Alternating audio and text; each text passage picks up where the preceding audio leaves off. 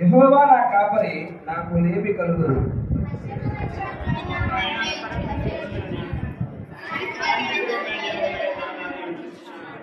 నా ప్రాణములకు ఆయన సేద తీర్చుచున్నాడు. తన నామమును బట్టి నీతి మార్గములలో నన్ను నడిపించుచున్నాడు.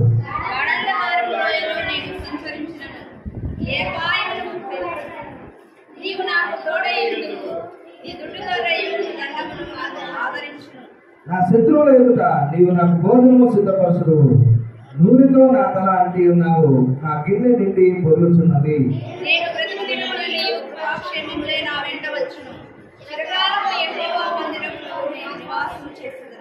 భూమియు దాని సంపూర్ణతయు, లోకమును దాని నివాసులను యెహోవావే. ఆయన సముద్రముల మీద దానికి పునాది వేసును, ప్రవాహ జలముల మీద దాన్ని స్థిరపరచెను. యెహోవా పర్వతములకు ఎక్కదగిన వాడెవడు? ఆయన పరిశుద్ధ స్థలములో నిలువదగిన వాడెవడు? వ్యర్థమైన దాని యందు మనసు పెట్టకయు, కపటముగా ప్రమాణము చేయకయు, నిర్దోషమైన చేతులను శుద్ధమైన హృదయమును కలిగి ఉండువాడే. వాడు యెహోవా వలన ఆశీర్వాదము నొందును, తన రక్షకుడైన దేవుని వలన నీతిమత్వము నొందును. ఆయనను ఆశ్రయించువారు, యాకోబు దేవా, నీ సన్నిధిని వెతుకువారు అట్టివారే. గుమ్మములారా, మీ తలలో పైకెత్తుకునుడి, మహిమగల రాజు ప్రవేశించినట్లు పురాతనమైన తలుపులారా మిమ్మల్ని లేవనెత్తుకునుడి. మహిమగల ఈ రాజు ఎవడు? బలశౌర్యములు గల యెహోవా, యుద్ధశూరుడైన యెహోవా. గుమ్మములారా, మీ తలలో పైకెత్తుకునుడి, పురాతనమైన తలుపులారా మహిమగల రాజు ప్రవేశించినట్లు మిమ్మల్ని లేవనెత్తుకునుడి. మహిమగల ఈ రాజు ఎవడు? సైన్యములకు అధిపతి యెహోవాయే, ఆయనే ఈ మహిమగల రాజు. అలాగే మనము అపోస్తుల విశ్వాస ప్రమాణాలను చెప్పుకొని దేవునిలో ఎదుగుతుందాం. నేను పరలోకమును భూలోకమును సృష్టించిన సర్వశక్తి గల తండ్రైన దేవుని నమ్ముచున్నాను. ఆయన జనతక కుమారుడు మన ప్రభువైన యేసుక్రీస్తు నమ్ముచున్నాను. ఈయన పరిశుద్ధాత్మ చేత గర్భమున ధరింపబడి కన్యైన మరియ నుండి పుట్టి పొంది పిలాతు క్రింద శ్రమపడి సిలువ వేయబడి చనిపోయి సమాధి చేయబడినాడని, పాతాళములోనికి దిగి చనిపోయిన వారిలో నుండి మూడవ దినమందు లేచి పరలోకమునకెక్కి సర్వశక్తి గల తండ్రి అయిన దేవుని కుడి చేతి వైపున కూర్చుని ఉన్నాడని, జీవించు వారికి చనిపోయిన వారికి న్యాయము తీర్చుటకు అక్కడి నుండి వచ్చిన నీవు నమ్ముచున్నాను. నేను పరిశుద్ధాత్మ నమ్ముచున్నాను. పరిశుద్ధ క్రైస్తవ సంఘమును, పరిశుద్ధుల ఐక్యమును, పాప పరిహారమును, శరీర పునరుత్థానమును, నిత్య జీవమును ఉన్నమని నమ్ముచున్నాను. అది ఆమేన్. అలాగే పాట పాడి దేవుని నామాన్ని మహిమపలుద్దాం. అందరూ ఉత్సాహంతో ఏకీభవించి పాట పాడి దేవుని ఆరాధిద్దాం. ప్రేమించేదన్ అధికముగా ఆరాధించన్ ఆసక్తితో, ప్రేమించేదన్ అధికముగా ఆరాధించన్ ఆసక్తితో, పూర్ణమనసుతో ఆరాధించన్ పూర్ణమనసుతో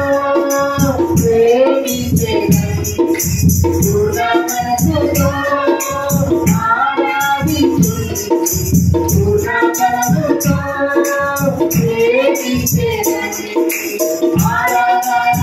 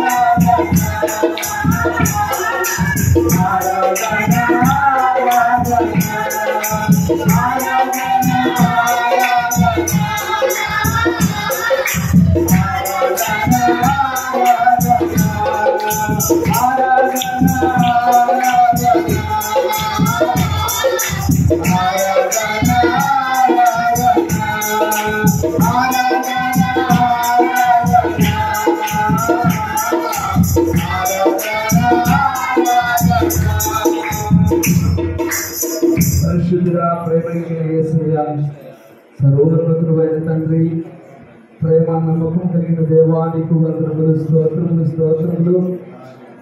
పరిశుద్ధులు పరిశుద్ధులు పరిశుద్ధులు అని ఎల్లవేళల దూతల చేత శరాపుల మధ్య నిత్యము ఆరాధించబడుతున్నటువంటి తండ్రి, నీకు వందనములు, స్తోత్రములు, స్తోత్రములు రాజా. పరిశుద్ధుడైన తండ్రి, నీకు వందనాలు, స్తోత్రాలు.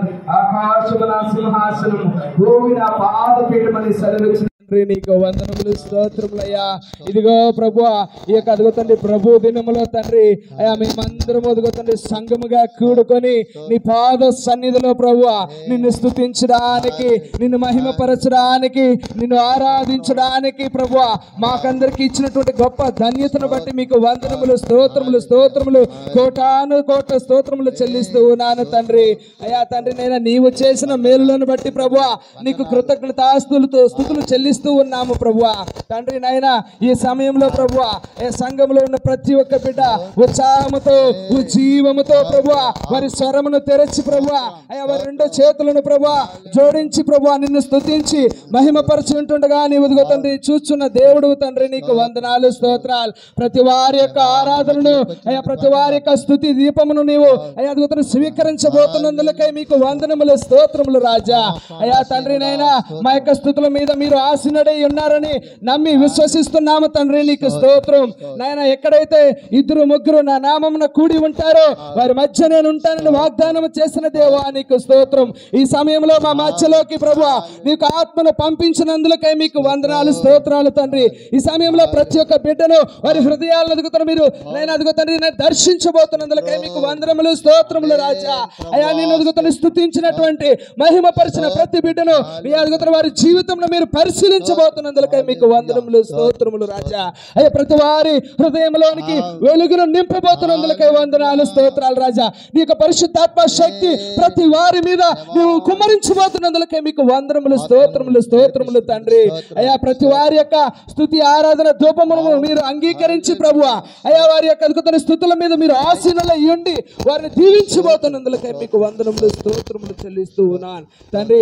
అద్భుత నీ యొక్క సమయంలో నీ యొక్క దైవదాసుని నీ సిలువ చాటున మరుగుపరుచుకొని ప్రభువా నీకు అద్భుతమైనటువంటి సత్య వాక్యముతోటి ప్రభువా మా అందరితో మీరు మాట్లాడబోతున్నందులకై మీకు వందనాలు స్తోత్రాలు. నీకు అద్భుతండి పరిశుద్ధాత్మ శక్తిని అయ్యా నీకు దైవదాసుల మీద కూడా మీరు దింపబోతున్నందులకు మీకు వందనములు స్తోత్రములు చెల్లించుకుంటూ ఉంటున్నాను.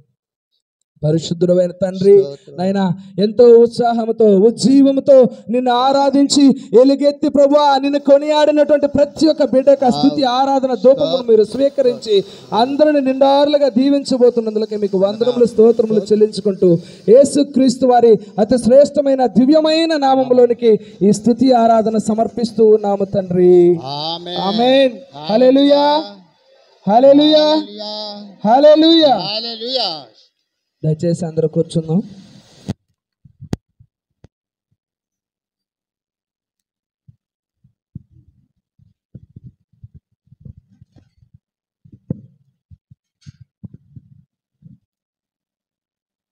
దేవునికి మహిమ కలుగును గాక. ప్రియులారా ఈ సమయంలో హోషేయ గ్రంథం పాత నిబంధన గ్రంథం హోషేయ గ్రంథం 12వ అధ్యాయము 7వ వచనము నుండి 11వ వచనం వరకు స్త్రీలలో ఒకరు దేవుని వాక్యాన్ని చదివి దేవుని నామాన్ని మహింపరుస్తారు. హోషేయ గ్రంథం దానియేలు వెనక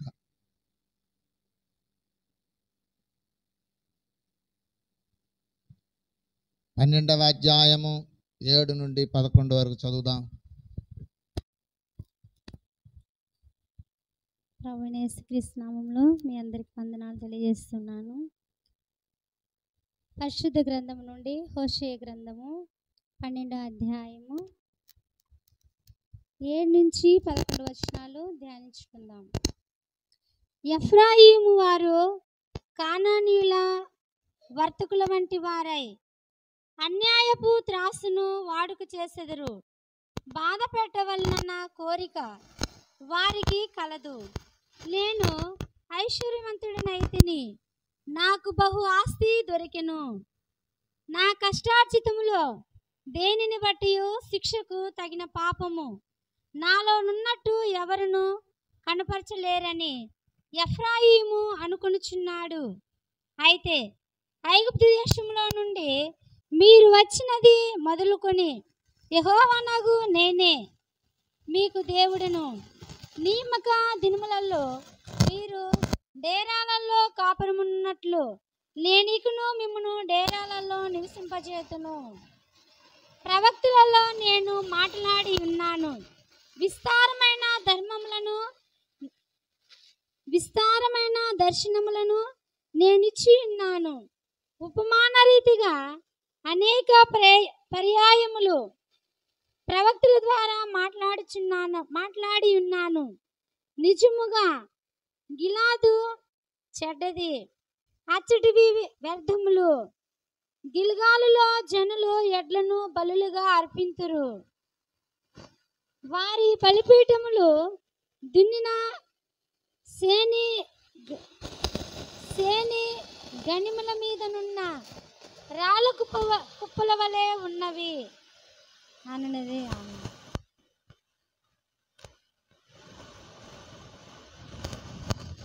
అలాగే క్రొత్త నిబంధన గ్రంథం ప్రకటన గ్రంథం 3వ అధ్యాయము 14వ వచనం నుండి 22వ వచనం వరకు పురుషుల్లో దేవుని వాక్యం చదివి దేవుని నమ్మని మహిమపరుస్తారు.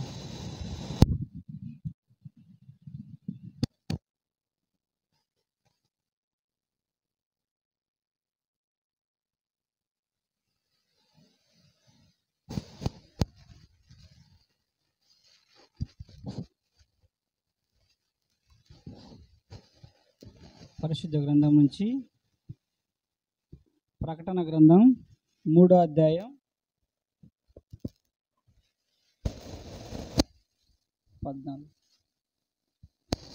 14 నుంచి 22 వరకు చదువుకుందాం.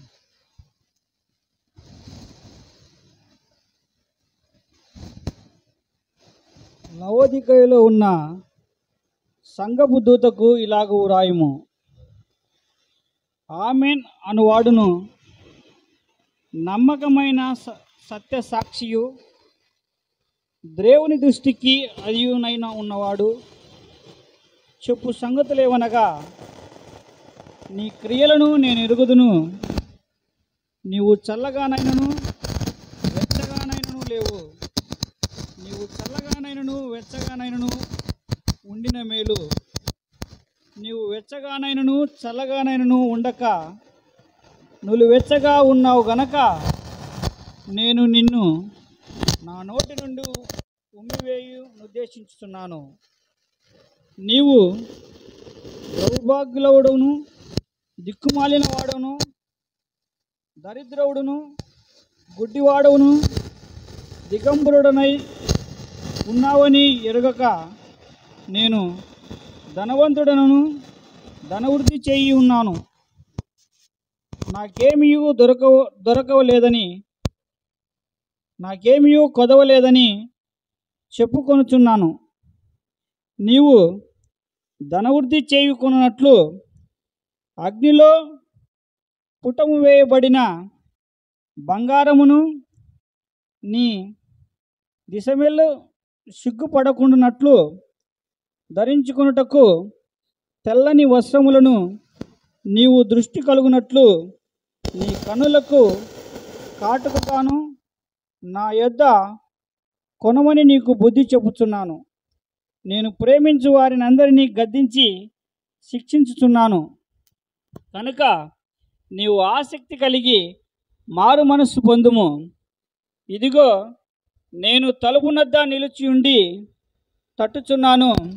ఎవడైనను నా స్వరం విని తలుపు తీసిన ఎడల నేను అతని యొద్దకు వచ్చి అతనితో, నేనును నాతో కూడా అతడును భోజనం చేయుదుము. నేను జయించి నా తండ్రితో కూడా ఆయన సింహాసనమునందు కూర్చుండి ఉన్న ప్రకారము జయించు వారిని నాతో కూడా నా సింహాసనమునందు కూర్చుండనిచ్చెదను. సంఘములో ఆత్మ చెప్పుచున్న మాట చెవిగలవాడు వినుగాక అన్నది ఆమె.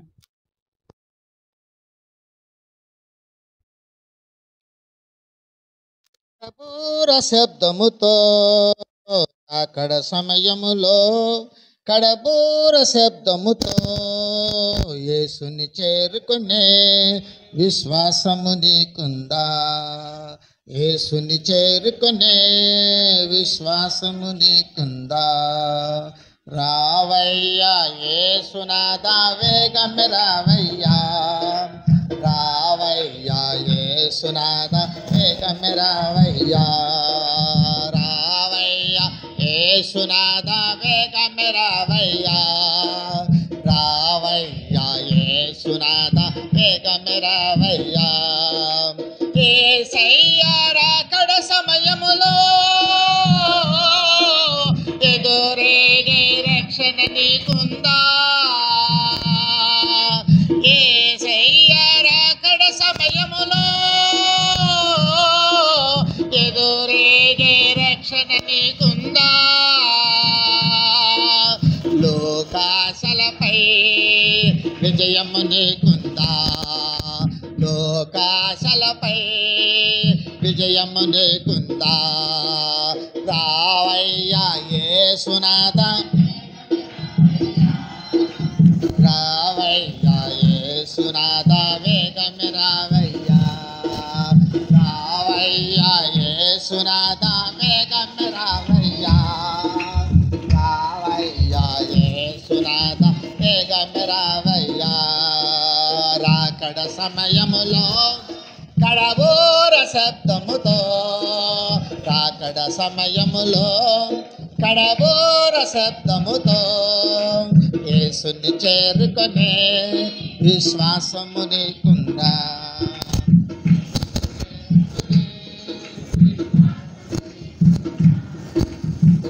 హల్లెలూయా హల్లెలూయా.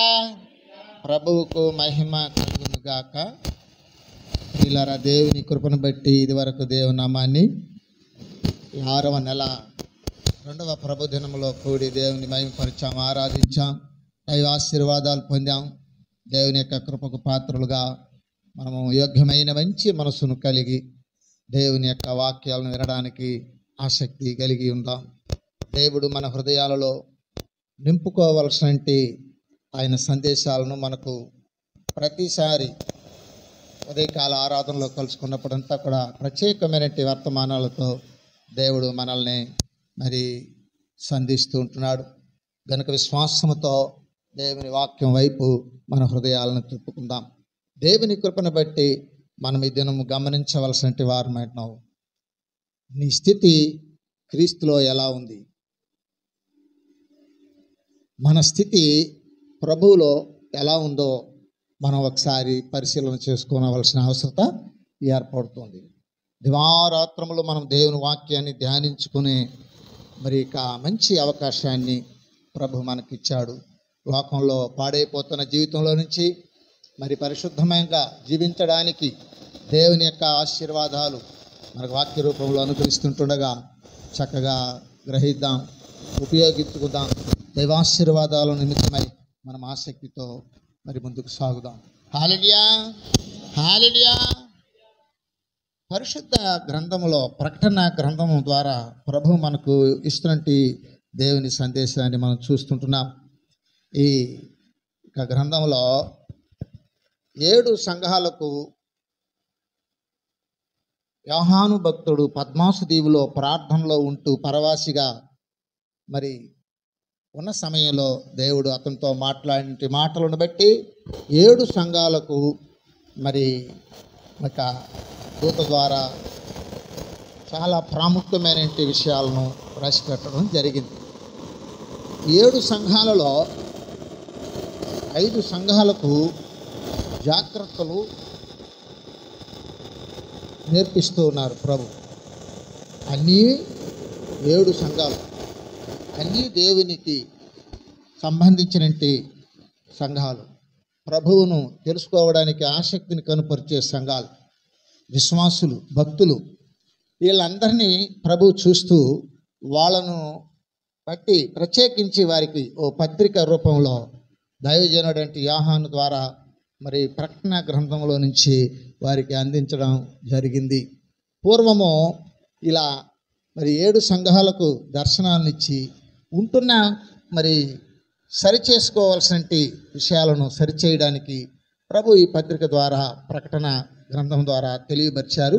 అందులో నుంచి మనము ఈ దినం ఓ సంఘాన్ని గురించి తెలుసుకుందాం. సంఘము అనగా విశ్వాసులు, లేక విశ్వాసి అని కూడా చెప్పుకోవచ్చు. బహువచనం వచ్చినప్పుడు మరి చక్కగా దేవుని కృపను బట్టి సంఘము, మరి ఏకవచనం వచ్చినప్పుడు విశ్వాసి అని సంబోధించి మరి చెప్పడం జరిగి ఉన్నది. ఈ సంఘంలో చివరిగా చెప్పబడి సంఘమే లవొదికయ సంఘం. ఈ లవొదికయ సంఘం ఎఫెసీ ప్రాంతానికి మరి ఇంచుమించు 100 కిలోమీటర్ల దూరంలో ఉంది. ఈ సంఘానికి ఈ పత్రికను వ్రాశారు. ఈ ప్రత్యేకమైన సందేశాన్ని దూత ద్వారా తెలియపరిచారు ప్రభు. మరి ఈ యొక్క లవొదికయ అనే పేరునకు ప్రజల హక్కు అని అర్థం ఇచ్చేటి సంఘం. వారి హక్కుల ప్రకారం వాళ్ళకి ఇష్టం వచ్చినట్టు రీతిగా వాళ్ళ జీవితాల్లో ఎలా జీవించాలని అనుకున్నారో అలాగ జీవించుకుంటూ వెళ్ళిపోయే సంఘంగా కనిపిస్తూ ఉన్నది. అందుచేతనే వారికి ఒక ప్రత్యేకమైన ఒక జాగ్రత్త, హెచ్చరిక అనేది కూడా మరి చెప్పడాన్ని మనం చూస్తున్నాం.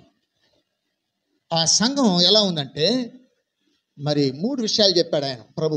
ఏంటంటే, నీవు వెచ్చగానైనా ఉండు, చల్లగానైనా ఉండు, నులివెచ్చగా ఉండకు. హల్లెలూయా, హల్లెలూయా. చూడండి, ఇది వెచ్చగా ఉండడం, చల్లగా ఉండడం, నులివెచ్చగా ఉండడాన్ని బట్టి చెప్పబడిన విషయాన్ని మనం తీసుకోవాలి.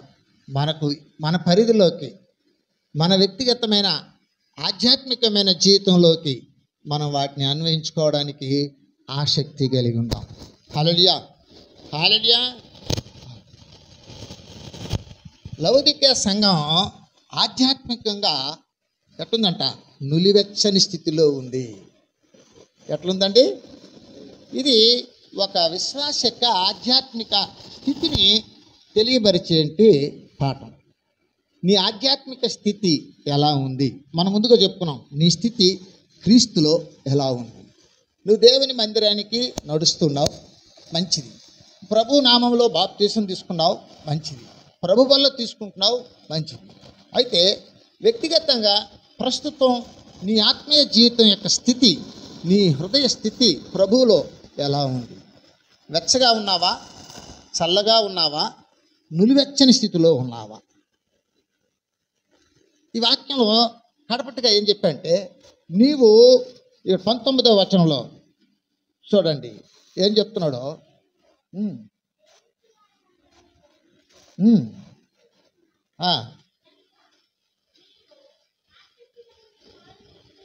చాలా మారు మనసు అనే పదాన్ని అక్కడ వినియోగించారు.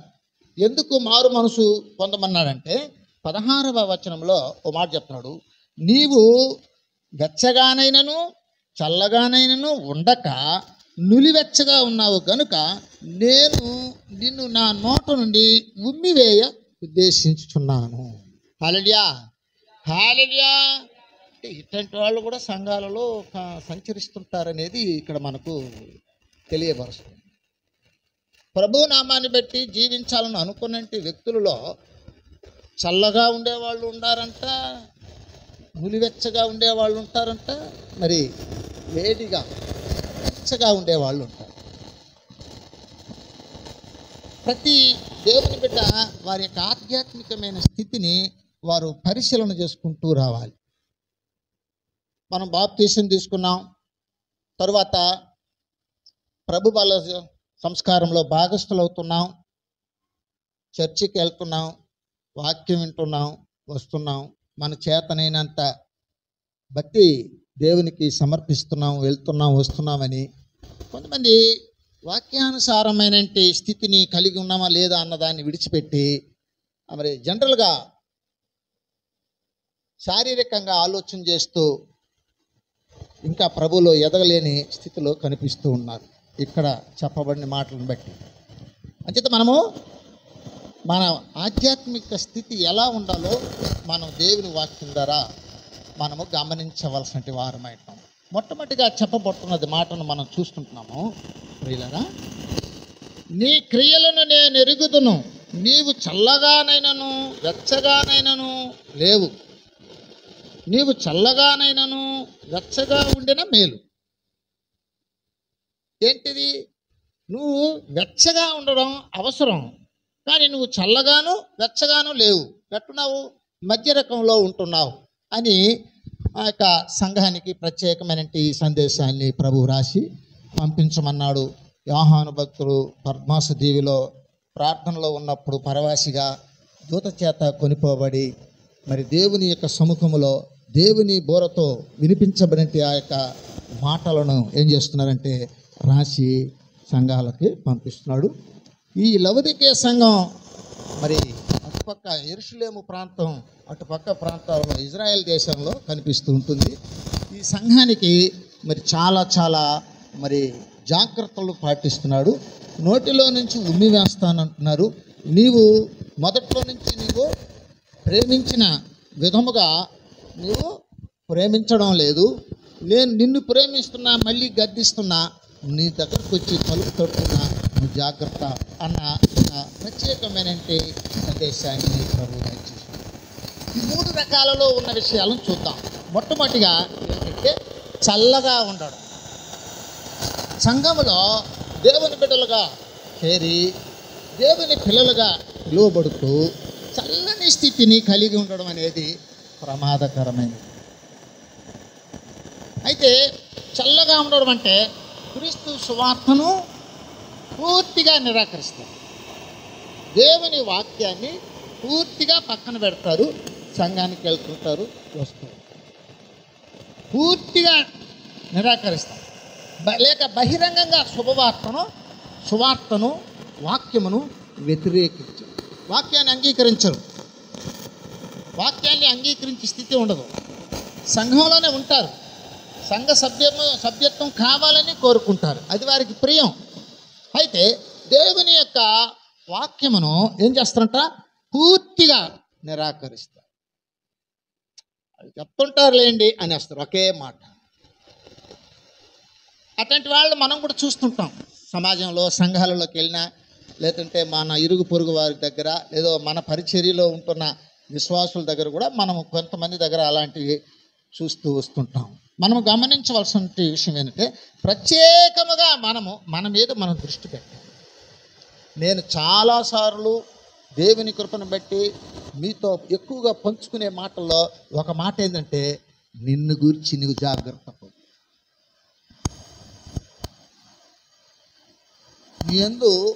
నీవు దేవుని యందు భయభక్తులు కలిగి ఉండడం నేర్చుకోవాలి.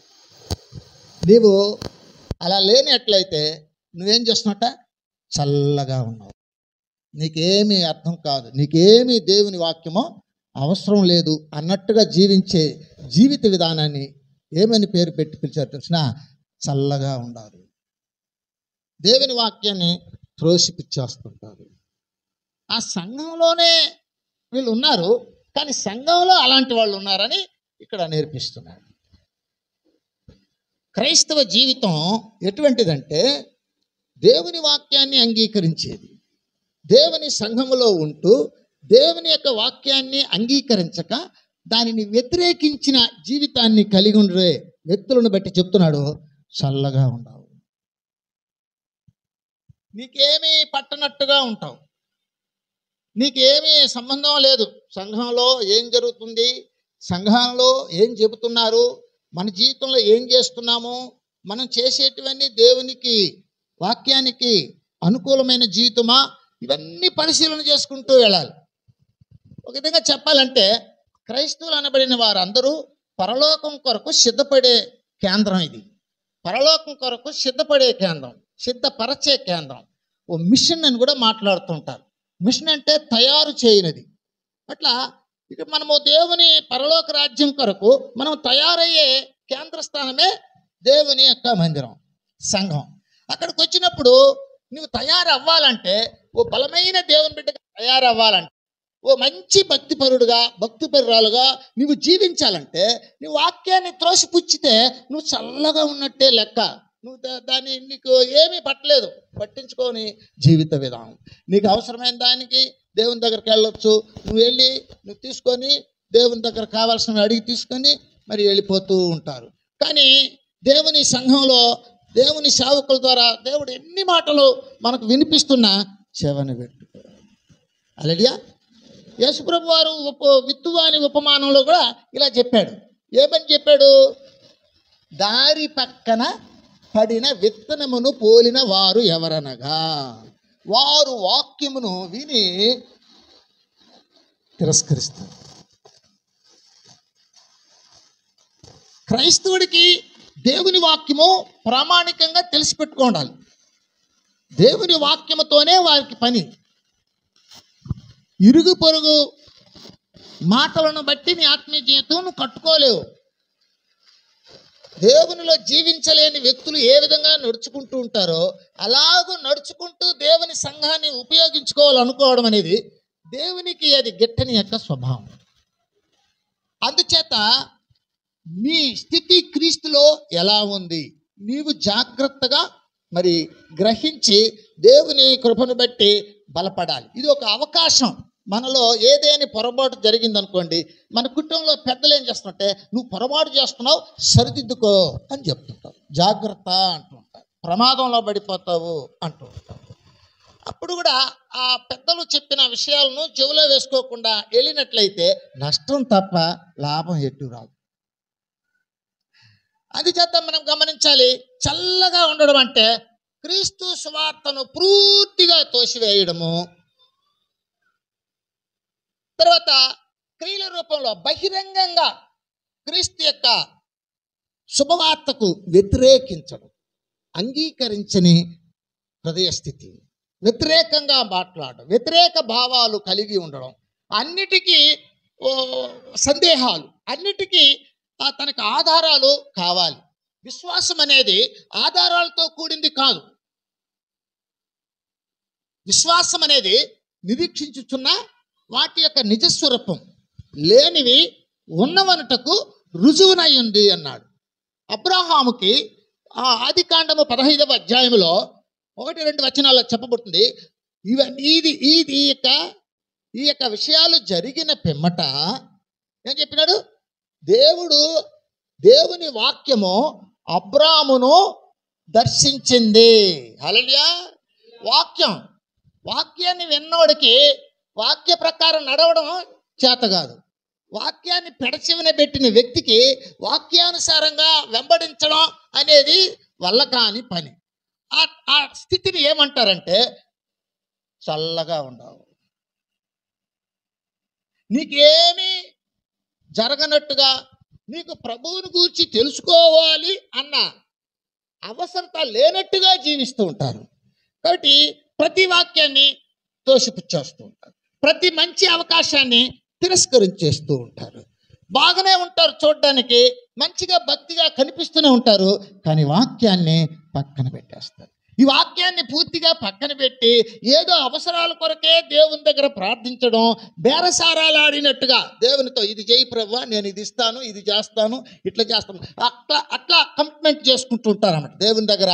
అలాంటి ఒప్పందాలతో ప్రార్థన చేస్తుంటారు. ఆయన దేవుడనియో, మనము భూమి మీద ఉన్నామనియో, మన మాటలు చక్కగా మంచిగా ఉండాలనియో, స్వార్థంగా ఉండకూడదనియో అన్న విషయాలు కూడా వారు పట్టించుకోరు. అట్లకంతా ఉండకూడదు, జాగ్రత్తగా ఉండాలని వాక్యం తెలియపరుస్తున్నప్పటికీ కూడా కొంతమంది ఏం చేస్తుంటారంటే ప్రియులారా, చల్లగా ఉంటూ ఉంటారు, ఏమీ పట్టనట్టుగా ఉంటారు. అందువల్ల వాళ్ళకి భవిష్యత్తులో చాలా ప్రమాదం ఉంది. ఎందుకంటే నేను నిన్ను నోటిలో నుండి ఉమ్మి వేస్తాను. ఆయనకు వెగటు పుట్టించే ఆధ్యాత్మికమైన జీవితాన్ని కలిగి ఉంటారు. ఆయనకి ఇష్టం లేని ఆధ్యాత్మికమైన జీవితం. అలాంటి చల్లగా ఉన్న స్థితి కలిగినట్టి దేవుని బిడ్డలు దేన్ని పట్టించుకోవాలి. భవిష్యత్తులో ప్రభు రాజ్యం కొరకు మనము జీవించాలి కదా అన్న బాధ్యత కూడా వాళ్ళకి తెలియదు, అంగీకరించరు, త్రోసిపుచ్చేస్తుంటారు. తెలుసులే, మాకు కూడా వాక్యం మాకు తెలుసులే, మీరు ఇంకెవరైనా తెలియని వాళ్ళకి పోయి చెప్పండి, మాకు అన్నీ తెలుసు. అలా చెప్పేటప్పుడు బాగుంటుంది, కానీ ఉమ్మి వేసే సమయం వచ్చినప్పుడు అప్పుడు అది చాలా ప్రమాదకరమైన స్థితిలో ఉన్నట్టుగా కనిపిస్తుంటుంది. అందుచేత ప్రభు చెప్తుంటున్నాడు, నీవు చల్లగా ఉన్నావా, ఎలా ఉన్నావు? నీ హృదయ స్థితి ఎట్లా ఉంది? నీ కుటుంబంలో ఎలా ఉన్నారు? ఎందుకు నువ్వు దేవుణ్ణి ఎరిగినావు? దేవుడు ఎందుకు నీతో మాట్లాడుతున్నాడు? నువ్వెందుకు దేవుని దగ్గరకు వచ్చి దేవుని మాటలను నీవు తిరస్కరించే స్థితిలోకి నీవు ఎందుకు ప్రమాద స్థితిలోకి నెట్టివేసుకోవాలి? లవోదికీయ సంఘాన్ని ఉద్దేశించి మాట్లాడిన మాటలు మనం చూస్తుంటున్నాం. చల్లగా ఉంటున్నారా? జాగ్రత్తగా మరి దేవుని వాక్యాన్ని కలిగి ఉండడానికి ప్రయత్నించాలని ప్రభు వాక్యం ద్వారా మనకు తెలియచేస్తుంటాడు. రెండవదిగా ఏం చెప్తున్నట్టే, వెచ్చగా వేడిగా ఉండాలంట. వేడిగా ఉండాలి. క్రైస్తవ ఆధ్యాత్మికమైన జీవితం ఎలాంటిదంటే క్రీస్తు కోసం తీవ్రమైన ఆసక్తి కనుపరచాలి. తీవ్రమైన ఆసక్తి. సంఘంలో మరి అపోస్తులు ఏం చేశారంటే సంఘ సభ్యులకి ఈ మాటను వాళ్ళు జ్ఞాపకం చేశారు. ఏమని?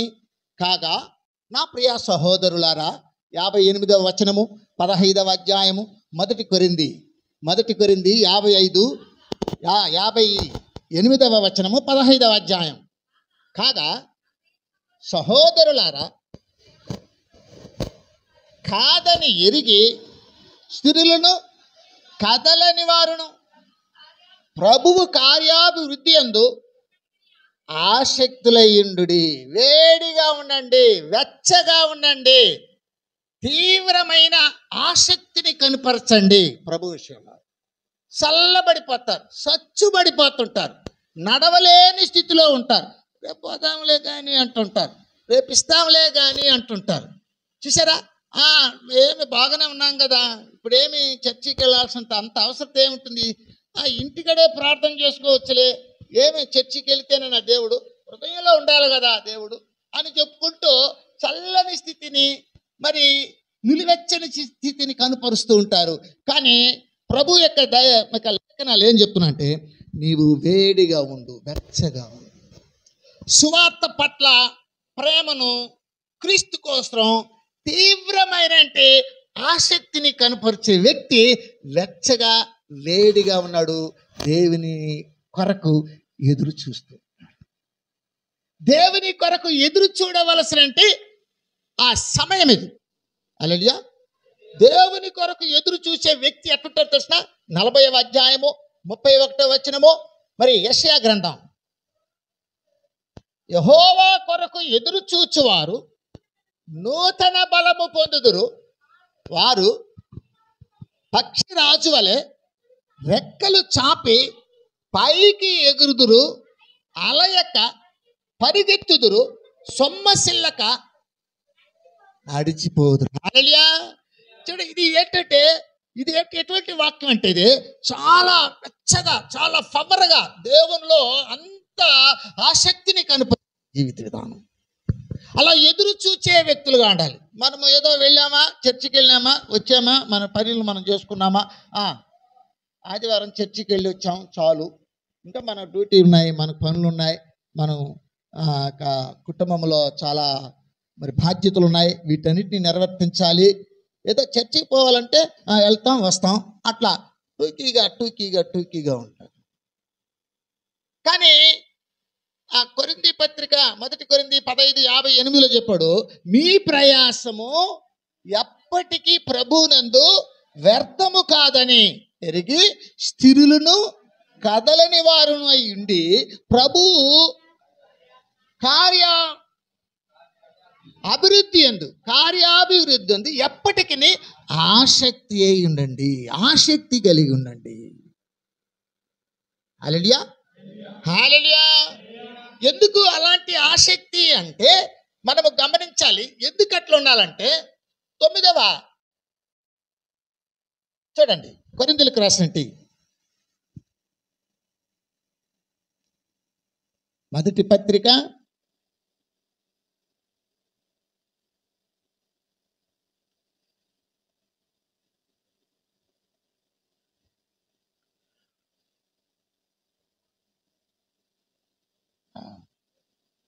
7వ గమనించాలి.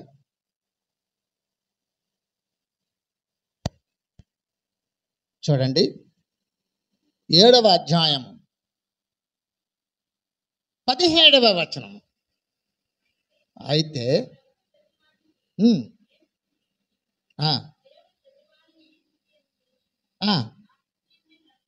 హల్లెలూయా. నీకు ఏ స్థితి ఇవ్వడానికి సంఘంలో పిలిచాడు? నీకు ఏ స్థితి నిమిత్తమై పిలిచాడు?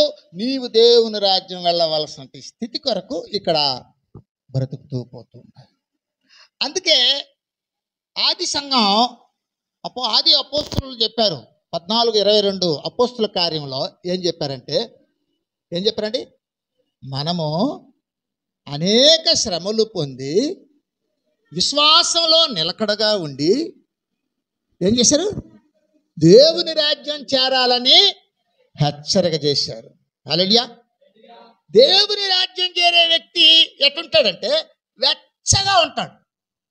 ఎప్పటికీ చురుకుగా ఉండడం నేర్చుకోవాలి. చురుకుగా ఉండడం మహాభాగ్యం. సోమరి ఏం చేస్తాడంట? వెట్టి పనులు చేస్తాడు. సోమరి పనిని ఏం చేస్తాడు? పాడు చేసి నష్టం చేసేవాడికి జతకాడులాగా నిలబడతాడు. వాడి జోడి ఎవరంటే నష్టం చేసేవాడు. జీవితాన్ని నష్టం చేస్తాడు, తన కుటుంబాన్ని నష్టపరుచుకుంటాడు, సంఘంలో కూడా నష్టమైనటువంటి కార్యాలే చేస్తుంటాడు.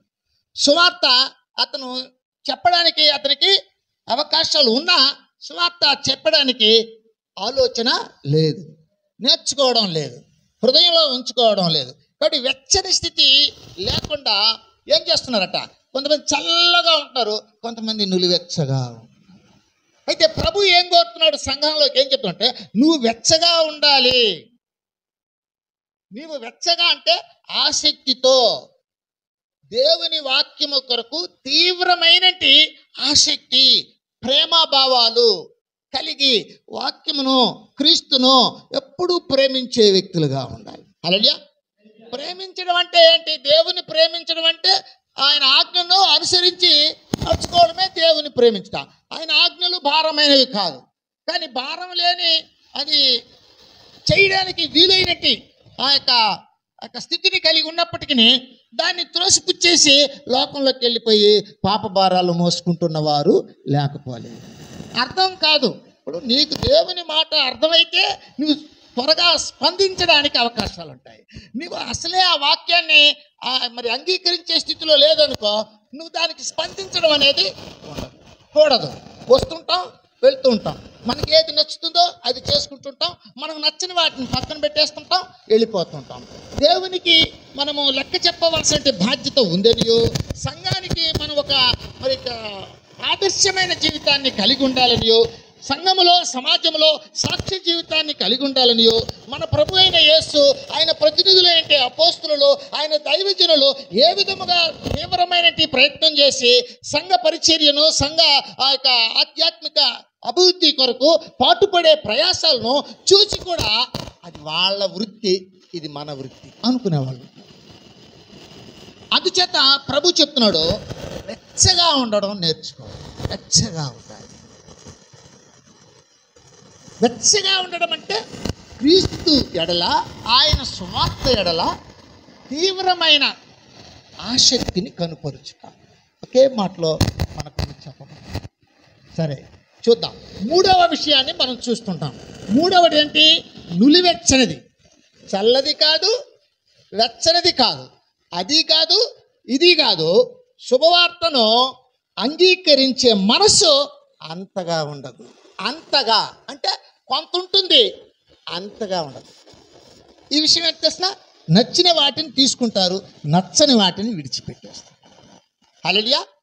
ఇప్పుడు ఈ పరిశుద్ధ గ్రంథంలో మనకు చాలా వచనాలు కలిగినట్టు 30,000 పై చిలుకు వాక్యాలు ఉన్నాయి. వీటిలో కొన్నిటి మాత్రం ఇష్టపడతారు, అంత వాటిని ఇష్టపడి ఏర్పించి తెచ్చి డోరు మీద అతికించుకుంటారు. నిజమే, అది గోడ మీదనే ఉంటుంది, కానీ గోడ లోపల ఉండదు. హృదయం అనే గోడ బయటనే ఉంటుంది, ఆ గోడకే అతికిచ్చి దాన్ని ఆడనే పెట్టుకుంటూ ఉంటారు. హల్లెలూయా. హల్లెలూయా. ఒక ఆయనకి జనవరి 1 ఒక వాగ్దానం వచ్చిందట, నీవు అప్పిస్తావే కానీ అప్పు తీసుకోవు అని వచ్చిందట. ఆహా, ఎంత మంచి వాక్యం అండి. దాన్ని తీసుకొని వెళ్ళి అర్థం మిర్రర్కి అతికిచ్చి టేపులేసి పెట్టు. నిద్ర లేస్తేనే ఆయన దాన్ని చూస్తాడు, తన ముఖం చూసుకుంటాడు. తన ముఖాన్ని ఆ వాగ్దానాన్ని చూసి మురిసిపోతూ ఏం చేస్తుంటాడు, వెళ్ళిపోతుంటాడంట. ఆ సంవత్సరం అయిపోయింది. హల్లెలూయా. అయిపోయిన తర్వాత అప్పిస్తావే కానీ అప్పు తీసుకో అన్నాడు ప్రభు. నేను ఒకరికి కూడా నేను అప్పు ఇవ్వలేని స్థితిలో ఉన్నా, ఇంకా నా అప్పులే తీర్చుకోలేని పరిస్థితిలో ఉన్నాను అని చెప్పి ఆయన బాధపడిపోతున్నారు. మళ్ళీ నా దగ్గరకు వచ్చాడు. మళ్ళీ ఏం పాస్టర్ గారు, వాగ్దానం అంటే దేవుడిచ్చే మాట అన్నారు కదా, మరి ఈ మాట నా జీవితంలో నెరవేరలేదే, ఎట చేసేది అన్నాడు. ఏమయ్యా అంటే, నువ్వు అప్పిస్తావే కానీ అప్పు తీసుకోవు అన్నాడు. హల్లెలూయా. ఏమయ్యా, అబ్రహాముకు 75 సంవత్సరంలో చెప్పాడు ఏమని, నేను సంతానాన్ని నేను ఆశీర్వదిస్తానని. ఇచ్చింది ఎప్పుడు? 100 సంవత్సరాలకి. మధ్యకాలం ఎంత అయిందయ్యా అన్న. 25 ఏళ్ళు అయింది సార్ అన్నాడు. మరి దేవుని వాగ్దానాల కొరకు నువ్వు నిరీక్షించాలి. హల్లెలూయా. అబ్రహాము దేవుణ్ణి చూడలేదు, కానీ అబ్రహాము దేవుని వాక్యాన్ని నమ్మాడు. అబ్రహాము దేవుని నమ్మాను, అది అతనికి నీతిగా ఎంచబడిన. ఏంటండి ఇంతలోనే పడిపోతే అంటే అంతేనా మీ విశ్వాసం అంటే, లేదు లేదు విశ్వాసం ఉంది, లేకపోతే మిమ్మల్ని అడిగినాను, నాకు ఒక డౌట్ అని అడిగినాను అన్నాడు. ఖచ్చితంగా నువ్వు అలాంటి పరుగులోకి వస్తావు, వచ్చేంత వరకు ప్రార్థన చేస్తూ ఉండు అని చెప్పాను. హల్లెలూయా. హల్లెలూయా. ఆయన ఇచ్చినప్పుడు నీ స్థితి బాగుందేమో, ఆ వాగ్దానం ఇచ్చినప్పుడు నీ స్థితి బాగుండింది. హల్లెలూయా. నువ్వు నా సేవ చేస్తావంటేనే అబ్బో మళ్ళీగా ఇరికిస్తాడు దేవుడు. ఏంది, నా గోల్ వేరు, నా ఆలోచన వేరు. నేను పెద్ద డాక్టర్ అయిపోవాలనుకుంటే వీళ్ళేంటి నా సేవ చేస్తావు అంటున్నాడు ఆయన. సేవ చేసుకుంటూ వచ్చి సేవ చేసేవాళ్ళం మేము చూడలా. సేవ చేసే వాళ్ళకి ఎవరికైనా పెళ్లి కాలేదనుకోండి, వాళ్ళకు ముందు వచ్చేంటి ఆ యొక్క సవాల్ ఏంటంటే, ఎంత వస్తుంది నీకు జీతం, నా కూతురు నీకు ఇవ్వాలంటే ఏంటి, నువ్వు ఎట్ట పోషిస్తావు. డబ్బుతో సేవను లెక్కేయకూడదు, అది మహాపాపం. అన్యులంటే అన్యులకు వాళ్ళకి తెలియదు కాబట్టి వాళ్ళు అంతే. క్రైస్తవ జీవితమే భూమి మీద ధనమును చేకూర్చుకోకండి, పరలోకంలో మీ ధనాన్ని సంపాదించుకోండి అన్నాడు. అంటే దాని అర్థం ఏంటి? వాళ్ళ శిష్యులతో ఎంత లోతుగా మాట్లాడారు చూడండి. డబ్బు కోసం జీవించడానికే పుట్టావు నువ్వు, పరలోకం కొరకు కాదా? దేవుడు పరలోకం కొరకు నిన్ను పుట్టించినాడని ఆయన వాక్యంలో తెలియపరుస్తున్నాడు. కానీ బ్రతకాలంటే డబ్బు కూడా కావాలి కదా. ఇట్లా సొల్లు సలహాలు ఇచ్చేవాళ్ళు ప్రభువులో వెచ్చగా ఆసక్తిగా జీవించాలన్న తలంపును విసర్జించేస్తుంటారు.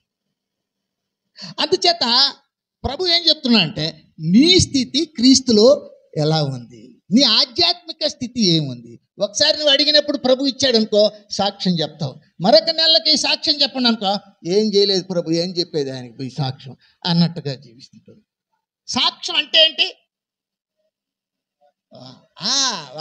ఒక దైవజనులు అన్నాడు, సాక్ష్యమిచ్చేదా మన స్వామి యేసు దేవుడంచు, సాక్ష్యమిచ్చేదా సాక్ష్యమనిన గనిన వినిన సంగతులను తెలుపుటే. కనిన వినిన సంగతులను చెప్పడమే. నీ జీవితంలో ఎన్ని కార్యాలు చేశాడు ఓ విషయం తెలుసా? నువ్వు పుట్టకముందే నీ కొరకు భూమిని ఏర్పాటు చేసి పెట్టాడు. కాబట్టి నువ్వు ధైర్యంగా ఎక్కడ పడిపోయినట్టుగా నువ్వు సంచరిస్తున్నావు. నీ ప్రణాళిక, నీ యొక్క మరణ స్థితి చేరుకునేంత వరకు నీకు కావాల్సిన అన్నిటినీ ఆయన సమకూర్చి పెట్టున్నాడు. ఏ సమయంలో నీకు ఏది రావాలనో అది నీకు వర్తిస్తూ ఉంటుంది. ఆయన తెలుసుకోగలిగితే వేడిగా ఉంటాం, వెచ్చగా ఉంటాం. హల్లెలూయా. ఆన్లైన్ ప్రేయర్కి ఇంట్లో నిద్రపోతుంటాం, దెయ్యాలు తక్కువ. ఆన్లైన్ ప్రేయర్లో నువ్వు ఆడ కూర్చొని తూకు మొహం వేసుకొని 24 గంటలు ఆడ నిద్రపోతుంటే ఈడ పెట్టింది ఎందుకు దేవుడు?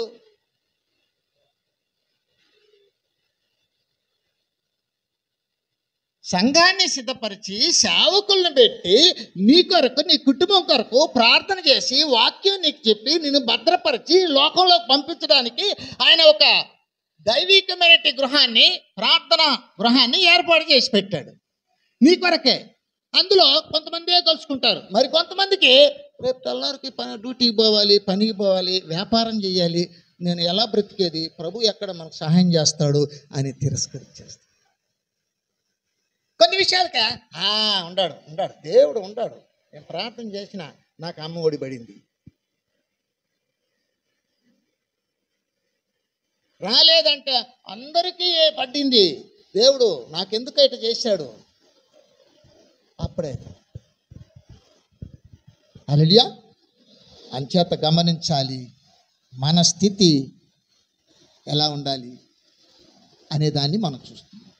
వెచ్చగా ఉండాలి, ఎప్పుడు ఆసక్తి కలిగి ఉండాలి.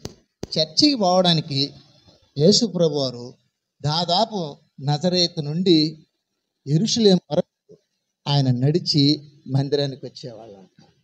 హల్లెలూయా హల్లెలూయా. అక్కడి నుంచి నడిచి ఇక్కడికి వచ్చేది. యేసు ప్రభు 12 ఏళ్ల సమయంలో ఆయన దేవాలయంలో తప్పిపోయి మరి ఎక్కడికో ఎవరికో చిక్కాడు వెతుక్కుంటూ ఉన్నారు. ఆయన దగ్గర కూర్చొని హల్లెలూయా. అందుచేత వాళ్ళు వెతికారు, కానీ వాళ్ళ యొక్క ప్రయాణం ఎంతవరకు పోయిందంట చూడండి, చదవండి లూకా సువార్త. ఏమయ్యా దీంట్లో లేదా, ఉండదా? ఉంటే ఎందుకు లేకుండదు? 2వ అధ్యాయం 43వ వచనం 44వ వచనం. ఎరుగక తలంచి సాగిపోయి ఎదుగుచుండిరి, కనబడనందున వచ్చిరి. తరువాత కూర్చుండి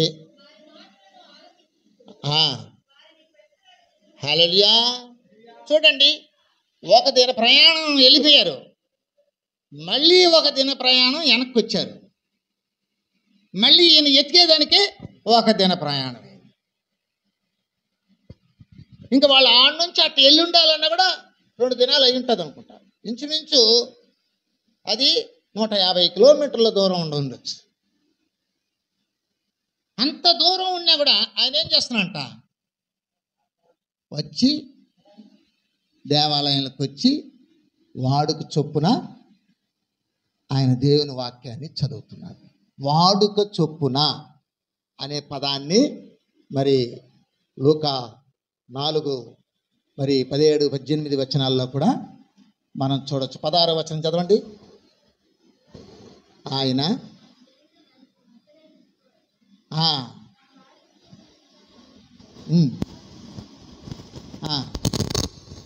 హల్లెలూయా. నజరేతు నుండి ఆయన అప్పుడప్పుడు ఏం చేసిన సమాజ మందిరాలకు వెళ్ళిపోతుంటాడు. యెరూషలేముకు కూడా వచ్చాడు. యెరూషలేముకు వచ్చి బోధించిన సందర్భాలు కూడా కనిపిస్తాయి. ఏది ఏమైనప్పటికీ వారి తల్లిదండ్రులు ఆయన విడిచి వచ్చిన తరువాత వారు 2 దినాలైంది ఎతికి ఆ యెరూషలేములోకి రావడానికి. తరువాత ఆయన చూడడానికి ఇంచుమించు 3 దినాలు పట్టింది. అంతగా నడిచి వెళ్ళి దేవుణ్ణి సేవించేవాళ్ళు, ఆసక్తితో ఉండేవాళ్ళు. క్రీస్తురు ప్రేమలో మరి వాళ్ళు ఎంత ఉన్నారంటే తీవ్రమైన ఆసక్తితో దేవుని వెంబడించే వ్యక్తులుగా కనిపిస్తూ ఉంటున్నారు. హల్లెలూయా హల్లెలూయా. కనుక మనము గమనించాలి, నిలువెచ్చని స్థితి చల్లనైనది కాదు, వెచ్చనైనది కాదు. ఇది ఏం చేయదు, నమ్మదు, అంతగా దేవుని యొక్క వాక్యాన్ని నమ్మదు, విరుద్ధ భావముతో జీవిస్తూ ఉంటుంది. నులివెచ్చని స్థితి, విరుద్ధమైన భావాలు. హల్లెలూయా.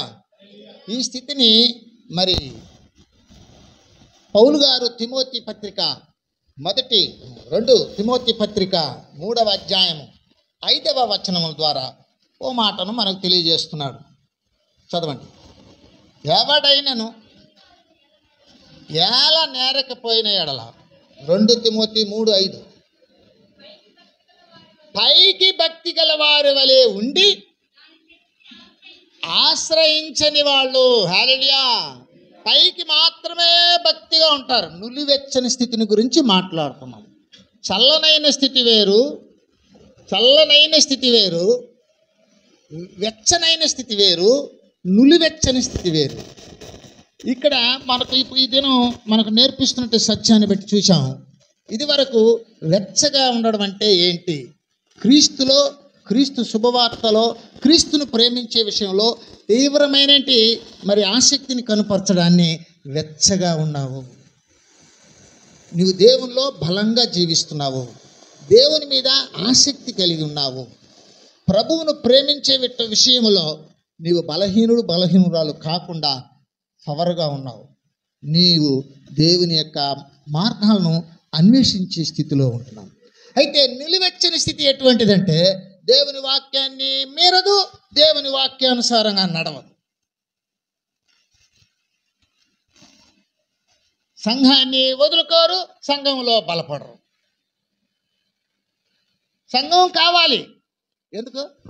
ఎప్పుడైనా అవసరాలు ఉంటే ఉపయోగించుకునేదాన్ని. అందరూ బాగున్నారనే విషయం మనకు అవసరం లేదు. మనల్ని బాగుండమని ప్రభు చెప్తున్నాడు. ప్రభు మనకు నేర్పించేదంటే నువ్వు వెచ్చగా ఉండు. నువ్వెప్పుడు వెచ్చగా ఉండడానికి దేవుడు నీకు పరిశుద్ధాత్మనిస్తాడు. పరిశుద్ధాత్మ అగ్ని నాలుకల వలె విభాగింపబడి వారి మీద ఒక్కొక్కరి మీద వ్రాలుగా వాళ్ళు ఏమైనట శక్తి పొంది, వాక్శక్తి పొంది మాట్లాడారు. హల్లెలూయా. అది వచ్చి వెలిగించింది. ఆత్మ వచ్చి ఏం చేసింది? ఈ దీపాన్ని చక్కగా వెలిగించినప్పుడు వెలుగు కనిపిస్తుంది, దైవ కార్యాలను జరిగిస్తుంది. నీ జీవితంలో నీవు దైవ కార్యాలను అనుభవిస్తున్నావా? హల్లెలూయా. నువ్వు వెచ్చగా ఉంటేనే అనుభవిస్తావు. నువ్వు కొంత ఇటు అటు ఉన్నట్టయితే నిలువెచ్చని స్థితి, ఇది చాలా ప్రమాదకరమైనది, ఇది దేవునికి నచ్చనిది, ఇది దేవునికి వెగటు పుట్టించేది. కాబట్టి ఆయన అంటున్నాడు, నేను నిన్ను నా నోటిలో నుంచి ఉమ్మివేస్తాను. పిలిచిన దేవుడే విసర్జించే ప్రమాదంలోకి వీళ్ళు తెచ్చుకుంటున్నారు. ఏర్పరచబడిన వంశము, దేవుని సొత్తైన ప్రజలు, యాజకులు, అటువంటి స్థానంలో మనల్ని ఉంచి మనం మేలు కోరి మనకు కావలసినవన్నింటినీ కూడా సరఫరా చేసి మనల్ని భూమి మీద ఆయన నడిపింపు చేస్తూ ఉంటే, ఆయనతో నడవకుండా నిలువెచ్చని స్థితిలో ఉంటూ సంఘాలలో సంచరించడం ఎటువంటిదంటే పైకి భక్తి. యేసు ప్రభు వారు చెప్పారు, మత్తయి సువార్త 7వ అధ్యాయం 15వ వచనంలోకి వెళ్దాం. మత్తయి సువార్త 7వ అధ్యాయం 15వ వచనంలో ఏం చెప్తున్నారు చూడండి. జాగ్రత్త పొంది వారు వేసుకొని మీ వద్దకు వస్తురు కానీ, హల్లెలూయా, లోపల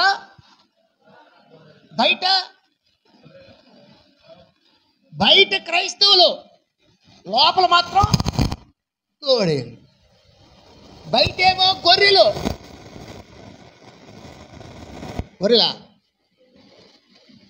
బయట గొర్రెలు, వీళ్ళు లోపల తోడేళ్ళు. పైకి మాత్రమే భక్తి పరులుగా కనిపిస్తుంటారు, కానీ హృదయ స్థితి ఎలా ఉంటుందంటే ఇటు కాదు అటు కాదు. ఆ మాటను కంటిన్యూ చేయండి. వారి ఫలము వలన మీరు వారిని తెలుసుకొందురు. చాలు, వాళ్ళ ఫలము వలన వాళ్ళు మీరు తెలుసుకుంటారు.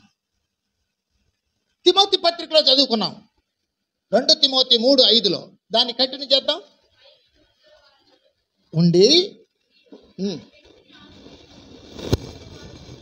హల్లెలూయా, ఇట్టి వారికి విముఖుడవై దూరంగా ఉండి బ్రతుక్కో.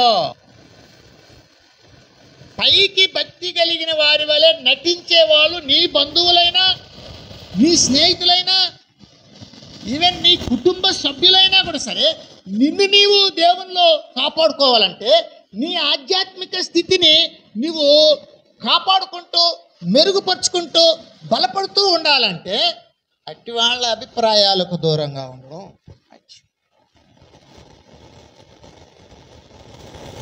నులివెచ్చని స్థితి ఎలా ఉందంట? బయటికి క్రైస్తవులు లోపల క్రూరమైన మనస్తత్వాలు, ఇలా క్రూరమైన తోడేళ్ల మనస్తత్వాలు కలిగిన వాళ్ళందరూ చర్చిలో కొట్లాడుకుంటుంటారు. ఖచ్చితంగా వాళ్ళు చర్చిలో కొట్లాడుకుంటుంటారు. అది దేవుని మందిరమనియు, మందిరాన్ని పాడు చేసే వాళ్ళను నేను పాడు చేస్తాననియు ప్రభువు చెప్పబడ్డ మాటలు కూడా వాళ్ళకి అవసరం లేదు. సంఘాన్ని జడగొట్టేస్తున్నారు. నేను వచ్చినాను కాబట్టి కాపాడేసినాను అంటుంటారు. పేతురు వచ్చి కత్తి తీసుకొని చెవి నరికేశాడే, మలుకు చెవి నరికేసినలా అట్లాంటి సాహస వీరులు. ప్రభువు ఏం చెప్తున్నారంటే ఆ గెత్సేమనే తోటలో మలుకు చెవిని నరికిన పేతురుకి ఏమనంటే, పేతురు కత్తి వరలో పెట్టు, నన్ను కాపాడుకునేదానికి నా వల్ల కాదా, నువ్వు నన్ను కాపాడుతావా? కత్తి చేతులు పెట్టిన వాళ్ళు కత్తితోనే మరణిస్తారు. హల్లెలూయా. ఏ ఆయుధాన్ని నువ్వు ఉపయోగించి సంఘాన్ని కాపాడుకోవాలనుకుంటే అదే ఆయుధం నీ మీద పడిపోతుంది. సంఘం ప్రభు యొక్క రక్తంతో కట్టబడింది. దేవుడు తన స్వరక్తం ఇచ్చి సంఘాన్ని కాపాడుతున్నాడు. దేవుడు తన స్వరక్తంతో ఏం చేస్తున్నాడంటే సంఘాన్ని కాపాడుతూ వస్తున్నాడు. సంఘాభివృద్ధి కొరకు ఏం చేశాడంటే అక్కడక్కడ ఏం చేశాడు, సంఘంలో కొంతమందిని పెట్టారు. వాళ్ళందరూ దేవుని పరిచర్య జరిగించాలి. దానికి సంజాయిషి ప్రభుకి ఇవ్వాలి. నష్టమైన సంజాయిషి వాళ్ళు కూడా తప్పకుండా ఇవ్వవలసినటి వారే. అంచేత గమనించవలసినటి వారమై ఉంటున్నాము. పైకి భక్తి కలిగిన వారి వలె లోపల తోడేళ్ల స్వభావము కలిగి ఉండే వ్యక్తులు కూడా సంఘాలలో సంచరిస్తూ ఉంటారనేది వాక్యం ద్వారా మనకు చెప్పబోతుంది. కాబట్టి ఈ నులివెచ్చని స్థితి ఎటువంటిదంటే, మరి క్రీస్తు అంటే ప్రేమ లేదు. సంఘం అంటే వారికి అభిమానం ఉండదు. క్రైస్తవత్వాన్ని విడిచిపెట్టరు. క్రైస్తత్వములో చక్కగా తన స్థానాన్ని సుస్థిరంగా కొనసాగించుకోవడానికి ప్రయత్నించరు. ఇలా ఉంటున్నట్టు వ్యక్తులందరినీ ఏమంటున్నారంటే తోడేళ్ళు. తోడేళ్ళు ఏం చేస్తుంటుంది? మంచి నేలను గుంటలు తీసి పడుకోను. దానికి అవసరం కాబట్టి నేలంతా చెడగొట్టేసి ఉన్న పైరంతా పాడు చేసేసి తాను సేద తీర్చడాన్ని కలిగి ఉంటుంది. అందుకే వారిని ఏమంటున్నారంటే ప్రభు వాక్యంలో నులివెచ్చని స్థితి. దేవుడు మనల్ని ఎందుకు పిలిచాడు చూడండి. రోమా 12:11.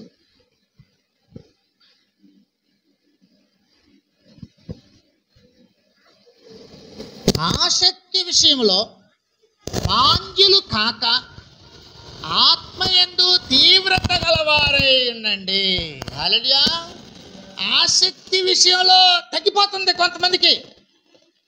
కొంతమందికి ఆసక్తి కొత్త ఒక వింత పాతక రోత అన్నట్టుగా కొత్తలో యేసయ్యను ఓహో ఓ అని భక్తుల్లా మారిపోయినట్టుగా ఏం చేస్తుంటూ సంచరిస్తూ సాక్ష్యమిస్తూ ఉంటారు.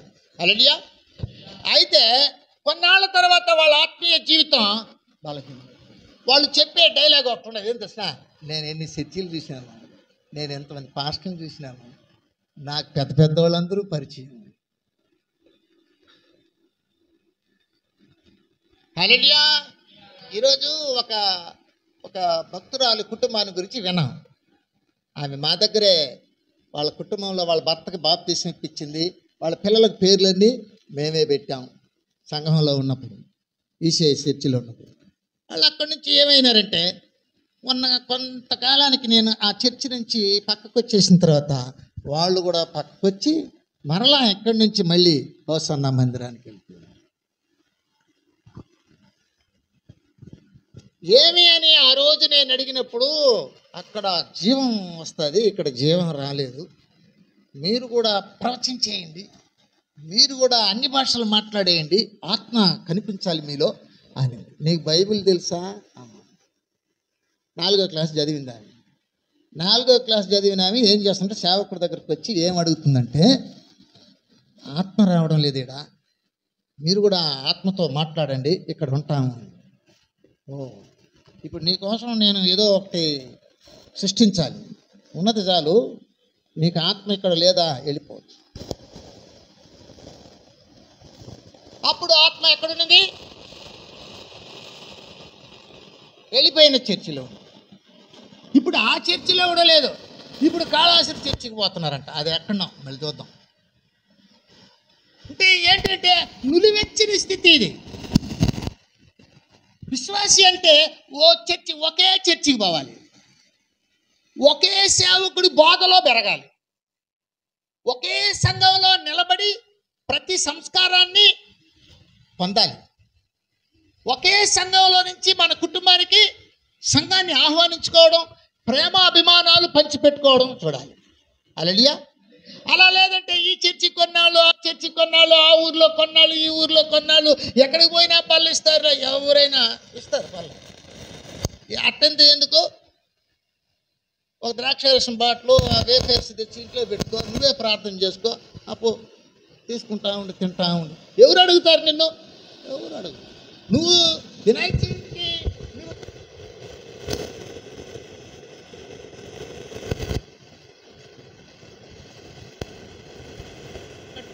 గ్రామ కట్టు, ఏదో ఒక కట్టుకి నువ్వు ఈ పక్క ఆ పక్క ఆడలేదా, ఇవ్వలేదా?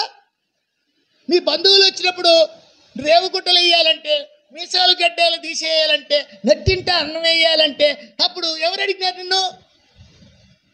ఎవరన్నా అడిగినారా? ఒకసారి నువ్వు బైబిల్ తెరిచి చూసింటే నీకు తెలుసుంటుంది. అంటే అర్థం ఏంటి? నువ్వు చల్లగా లేదు, వెచ్చగా లేదు, మధ్యలో ఉండవు. అంగీకరిస్తావు, అంగీకరించవు, కొన్నిటిని అంగీకరిస్తావు, కొన్నిటిని అంగీకరించవు. నేర్పించిన సేవకుడి మీద వ్యవహారానికి దిగేస్తావు, అలిగేస్తావు. ఇటువంటి వేసిన విషయం ఇటువంటి స్థితి ఎవరిదంటే నులివెచ్చని స్థితి. భక్తుల్లో కొంతమంది అందరు కాదు, భక్తుల్లో కొంతమంది దేవుడు మన మాట వినాలి, మనం ఆ దేవుని మాట వినాలని కాదు, దేవుడు మన మాట వినాలి, మనం అడిగింది ఇవ్వాలి, మనం చెప్పింది చేయాలి. అప్పుడు మంచి దేవుడు గుడ్ గాడ్ సర్టిఫికెట్ ఇస్తుంటారు. దేవా నువ్వు కానీ ఈ పని చేసినావంటే నేను సాక్ష్యం చెప్తానయ్యా అంటే, ఏం సాక్ష్యం చెప్తావు? నేను అడిగినాను, నాకు ఇచ్చినాడు. ఇదే బేరసారాలు అనేది. నీ హృదయంలో దేవునికి మొక్కుబడి చేసుకో, నువ్వు చెల్లించుకో, మంచిది. డిమాండ్ చేయకూడదు. డిమాండ్ చేసే విషయం ఎవరిదంటే నులివెచ్చని స్థితి. అందుకు ప్రభువు మనతో మాట్లాడుతున్నాడు, ఆత్మయందు తీవ్రత గలవారై ప్రభువును సేవించమనగా. కానీ అలా ఉండరు. నులివెచ్చని స్థితి వాళ్ళకి ఈ తీవ్రతతో ఆత్మను వెంబడించేది నచ్చదు వాళ్ళకి. దాన్ని పక్కన పెట్టారు. కొరింథీ పత్రిక 15వ అధ్యాయం 58లో చదువుకున్నాం. ప్రభు కార్యాభివృద్ధిలో ఎప్పటికీ ఆసక్తులుగా ఉండమన్నాడు, కానీ వీళ్ళు ఉండరు. ఎందుకుంటారు? నులివెచ్చని స్థితి. సంఘం కావాలి, కానీ సంఘ క్రమాలకు, సంఘం యొక్క పరిచర్య ధర్మం జరిగించే క్రమాలకు అనుకూలించరు. ఏదేదో ఆలోచన చేస్తుంటారు, ఏదేదో అంటే. నేను చూస్తా ఉన్నాను, నేను ఈ మధ్యకాలంలో పెద్ద పెద్ద ధనవంతులు పెద్ద పెద్ద మేడలు కట్టేసి పెద్ద పెద్ద వ్యాపారాలు స్టార్ట్ చేసేసి పెద్ద పెద్ద కోరికలతో వాళ్ళ యొక్క జీవితాన్ని ప్రారంభించే మధ్యలో వాళ్ళు కనిపించలేక వెళ్ళిపోయారు. కనిపించడంలే ఏమైపోయింది? వాళ్ళ ప్రయత్నాలు, వాళ్ళ ఆలోచనలు ఏమైపోయాయి? వాళ్ళు ఎందుకు దేవుని యొక్క మేలు పొందలేకపోయారు? దేవుడు అంతే ఆయుష్ ఇచ్చాడా? అంతే ఆయుష్ ఇచ్చింటే వీళ్ళు ఇవన్నీ ఎందుకు సిద్ధం చేసుకున్నారు? హల్లెలూయా. వదిలే. కాబట్టి గమనించవలసిన వారమంటున్నాం. ఇది వాళ్ళ కష్టం. ఏది? ఆత్మలో తీవ్రత గలవారై ప్రభువును సేవించే విషయము నులివెచ్చని స్థితిలో ఉన్న వాళ్ళకి గిట్టదు. ఎప్పటికీ ప్రభు కార్యాభివృద్ధి యందు ఆసక్తులై ఉండడం అనేది గిట్టదు, వాళ్ళకి నచ్చదు. ఒక ఆమె చెప్పింది, ఒరే నాన్న నువ్వు పాస్టర్ గారితో ఎక్కువ తిరగబాక, పాస్టర్ను చేసేస్తారు వాళ్ళు. నేను చదివిపించింది ఎందుకు తెలిసినా, నువ్వేదో ఇంజనీరో డాక్టరో చేస్తే మన కులంలో మన పేరు చెప్పుకుంటారు, ప్రజలకి సేవ చేయాలరా, ఈ పాస్టర్ల పని వద్దు అండి. హల్లెలూయా. తర్వాత ఎంకామ్ చేశాడు ఆయన, PGDCA కంప్యూటర్ కోర్సు చేశాడు ఆయన. ఇప్పుడు ఏం చేస్తున్నట్టే ఈ కంపెనీకి ఆ కంపెనీకి ఎగిరెగిరి దూకుతున్నాడు. పెళ్ళి అయిపోయింది, 3 బిడ్డలు. అప్పుడప్పుడు కష్టాలు ఉండదు పాస్టర్ గారు అంటారు. వస్తూ ఉంటాయ్యా అని చెప్పాడు. మా గురువు గారు మీరే అన్న, ఆ మాట చెప్పాక అన్న. ఎందుకు ఆ మాట చెప్పంటే, నా గొర్రెలు నా స్వరము వినను, అవి నన్ను వెంబడించును, ఎవడును వాటిని నా చేతిలో నుండి అపహరింపడు. యోహాను సువార్త 10వ అధ్యాయము 27వ వచనంలో చూడండి.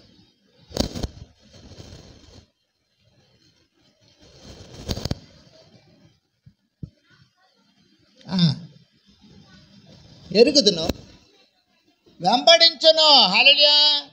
ఆయన నన్ను వెంబడించడమేలా, నేను గురువు అంటా. మళ్ళీ ఈ పోస్ట్ బలి ఇచ్చేస్తారు నాకు, ఊరికే చాలా వచ్చేస్తాయి అటువంటి. కొంతమంది చెప్తాను, నేను ఆడకపోను నిన్ను వదిలి పాస్టర్ అంటానే ఉంటారు. శరీరం దూరం కాదు కానీ అభిప్రాయాలు దూరం అయిపోతున్నాయి. నా అభిప్రాయాలు నీ అభిప్రాయాలతో ఉండాలి, క్రీస్తు అభిప్రాయాలు నీలో ఉండాలి, నీ అభిప్రాయాలు క్రీస్తులో ఉండాలి. అప్పుడు నువ్వు వెచ్చగా ఉండవని అర్థం. అభిప్రాయాలు వేరేగా మార్చుకునేసి మరి మందిరాన్ని పట్టుకొని ఏలాడుతున్నారంటే, సేవకుడి మీద మనం అభిమానం చూపిస్తున్నారంటే, అభిప్రాయాలు వేరు అభిమానం వేరు, ఇది వేరు అది వేరు అన్నట్టుగా జీవిస్తున్నట్లయితే అది నిజమైన సంఘంలో నిజమైన దేవుని వెంబడించే విధానం కాదు.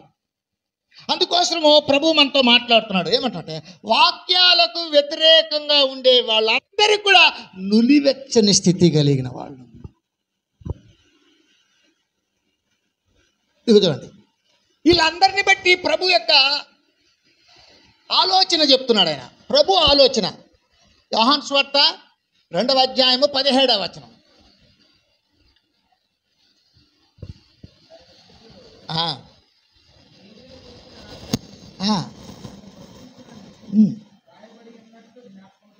హల్లెలూయా.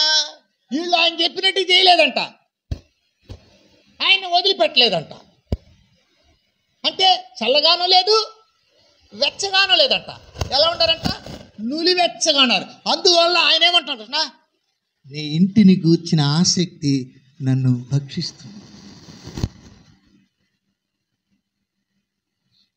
ఇల్లు అంటే సంఘం, సంఘములో ఉన్న వ్యక్తుల యొక్క స్థితిగతులను చూచి ఆయన ఎంతో బాధపడిపోతున్నాడు.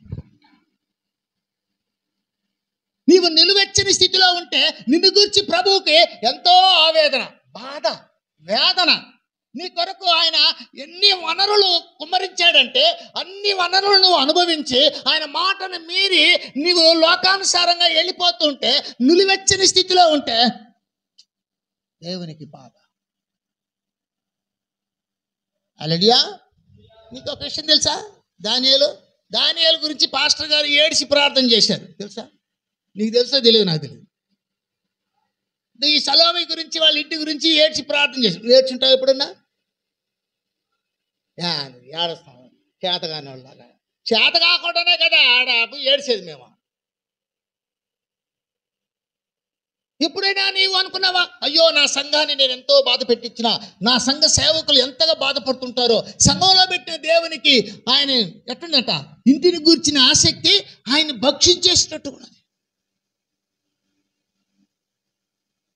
తీవ్రత కలిగిన వాళ్ళు ఇలా ప్రయత్నం చేస్తారు, అయ్యో నా సంఘం, అయ్యో దేవా. రాజుగారి దగ్గరికి పోయి నెహమ్యా ఏమని ప్రార్థన చేశాడంటే, నా పితరుల సమాధులున్న దేశము పాడైపోయి ఉంటే నేను ఎక్కడ బాగుంటాను? ఆయన భక్షించేస్తూ ఉన్నది ఆసక్తి, చంపేస్తుంది. ఆయన అన్నిటినీ మర్చిపోయాడు, సంఘం మీదనే దృష్టి పెడుతున్నాడు. సంఘం ప్రాకారపు గోడలు కట్టడానికి ఆయన తన జీతాన్ని కూడా ఆసక్తి, తీవ్రమైన ఆసక్తి, వేడిగా ఉండే విశ్వాస జీవితం, వెచ్చగా ఉండే దేవునికి నచ్చే విశ్వాస జీవితం ఎలా ఉంటుందంటే, సేవకులన్నా సంఘమన్నా దేవుడన్నా అంత ఇంట్రెస్ట్గా అంత చక్కగా వెళ్ళి పరిచర్యలో పాలు పంపులు పొందే స్థితి. వాయిదా సిస్టమ్ వేసేది కాదు. రేపు చేసుకుందాంలే, ఎల్లుండి చేసుకుందాంలే, ఆ మర్నాడు చేసుకుందాంలే అని అవన్నీ ప్రభువుకు సంబంధించినవన్నీ పక్కన పెట్టేసి వ్యక్తిగతంగా, కుటుంబపరంగా, శారీర సంబంధమైన అవసరతల కొరకు ప్రయాసపడే వ్యక్తి క్రీస్తు రాకడ కొరకు తన సంఘాన్ని సిద్ధపరిచే పనిలో నీకు నువ్వు భాగం ఇచ్చినాడంటే ఆ భాగం నీకు ప్రయోజనకరంగా అనిపించలేదు.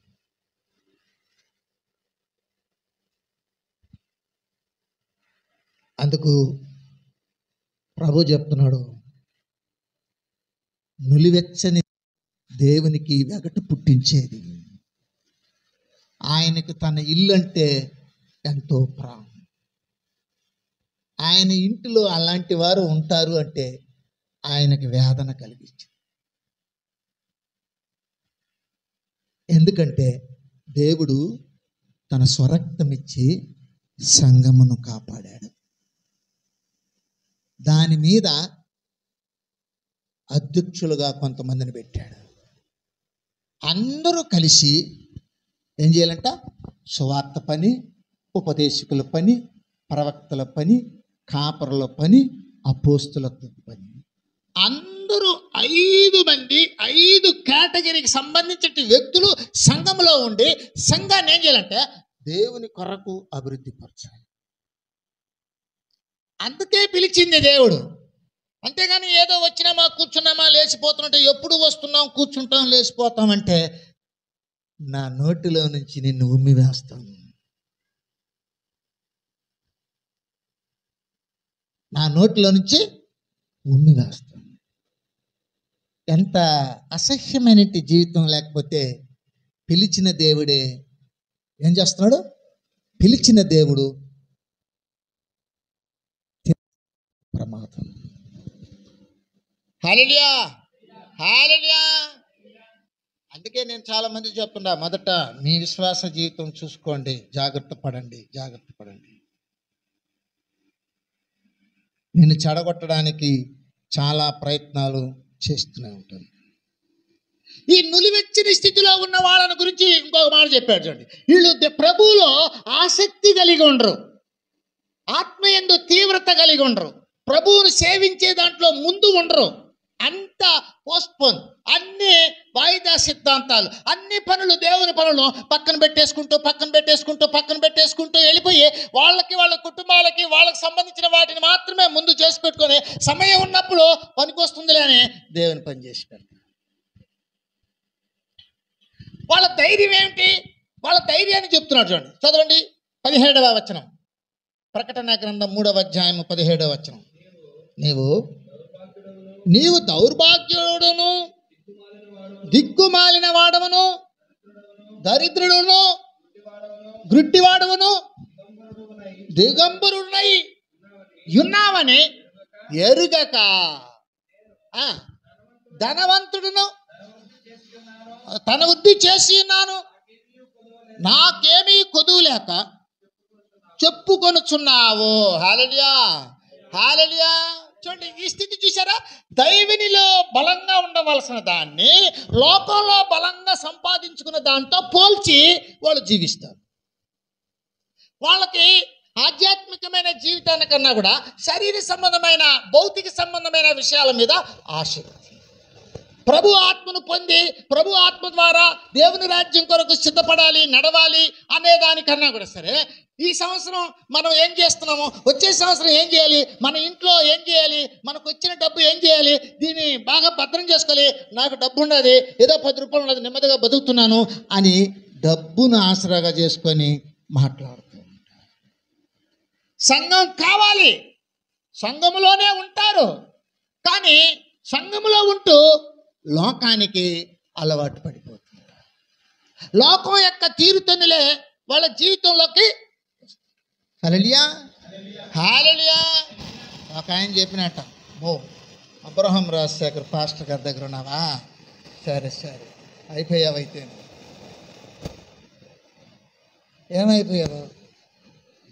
వాళ్ళు చెప్పిన మాట వేరు, నిన్ను ఆయన శుభ్రంగా వాడేస్తాడు, మొత్తం సేవ అంటాడు, దేవుడు అంటాడు, ఇంకేమనాలి? అదే కదా చెప్పాలి. మరొక ఆయన అన్నాడు, సార్ బైబిల్ ఆడ పక్కన పెట్టేసి మాట్లాడండి సార్, మా మొక్కలు కూడా కొద్దిగా చూడండి సార్ అంటున్నాడు. నేను బైబిల్ ఆడ పక్కన పెడితే నాతో నీకేం పని అన్నా? బైబిల్తోనే కదా నీతో నాకు పనే. బైబిల్ ఆడ పక్కన పెట్టి మాట్లాడు సార్ అంటే అంటే నన్ను కూడా చెడగొడతావా?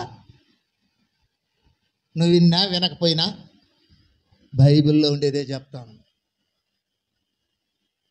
మీ దగ్గర ఎవరు మాట్లాడలేదు సార్ అంటే నేనేమంత గొప్ప మాటకారిని కాదు, వాక్యం మాత్రం చెప్తాను. ఎవరు మాటకారి? ఒక సేవకుడి దగ్గర వచ్చి బైబిల్ పక్కన పెట్టి మాట్లాడనేవాడు మాటకార్యా? లేదయ్యా నేను వాక్యమే చెప్తాననేవాడు మాటకార్యా? మళ్ళీ ఆయనకి సంఘ పెద్ద కావాలి అయ్యాడు కూడా, అప్పుడప్పుడు అది కూడా బల్ల కింద చెయ్యి, అవి కూడా అన్నీ ఉంటాయి, కళలన్నీ ఉంటాయి. సంఘం కూడా కావాలి, సంఘంలో మంచి బాధ్యత కావాలి, అందరూ గౌరవించాలి.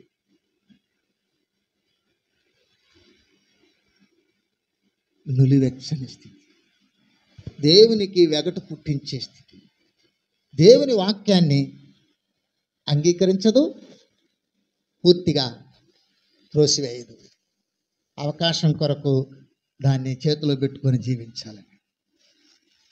అలా లవొదికయ సంఘములో ఉన్నంటి విశ్వాసులు ఇలా అనుకుంటున్నారంట, నాకేమి డబ్బు ఉండాది, నాకేమి బంగారు ఉండాది, నాకేమీ నష్టం రాదు, నేను జాగ్రత్తగా ఉంటాను, అక్కన పక్కన వాళ్ళలాగా అజ్ఞాని కాదు, నేను జ్ఞానిని, నేను ఎప్పుడు జాగ్రత్తగా ఉంటాను, ఇట్లాంటి మాటలు చెప్పుకుంటూ దేవుని సువార్తను పూర్తిగా తిరస్కరించే వ్యక్తులు ఉంటారు. దానికి అర్థం ఏం తెలిసిన? గర్వం. హల్లెలూయా. ఇహమందు ధనవంతులైన వారు గర్విష్ఠులు కాక. హల్లెలూయా, హల్లెలూయా. ఇశ్రాయేలీలలో ఒక గోత్రం, ఇశ్రాయేలీలలో ఒక గోత్రం ఎఫ్రాయిమీ గోత్రం. వెళ్దాం. హోషేయ గ్రంథం 12వ అధ్యాయము 8వ వచనం.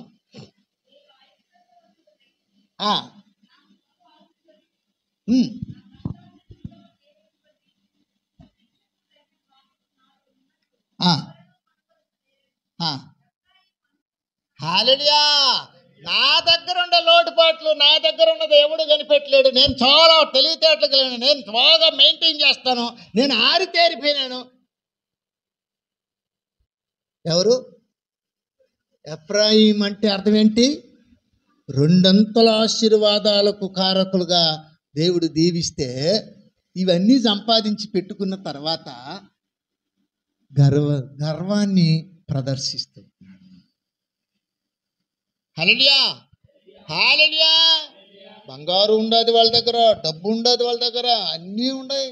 వాళ్ళకిచ్చిన భూభాగము అన్ని రకాలతో కూడినది.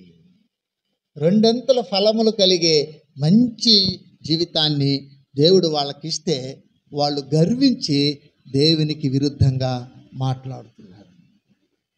ఇదే అక్కడ ఉన్నటువంటి ఇశ్రాయేలీయుల దగ్గర గుణగణాలే లవొదికయ సంఘంలో కూడా ఉంది.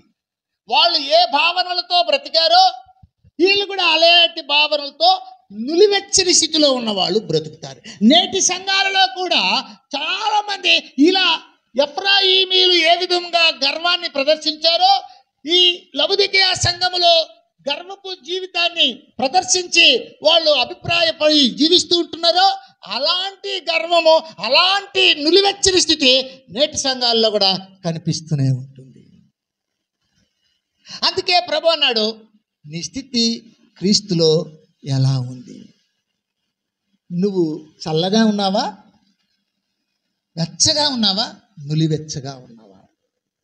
నీవు వెచ్చగా ఉండిన ఎడల నీకెంతో మేలు. వెచ్చగా ఉండడం అనేది ప్రభువుతో కలిసి నడిచే జీవితం. పవర్ అంతా ప్రభుదే. నీవు నడవవలసిన త్రోవలో నేను నీకు బోధించి నడిపిస్తానన్నాడు. 48:17 యెషయా గ్రంథంలో చూడండి. 48:17 యెషయా గ్రంథం.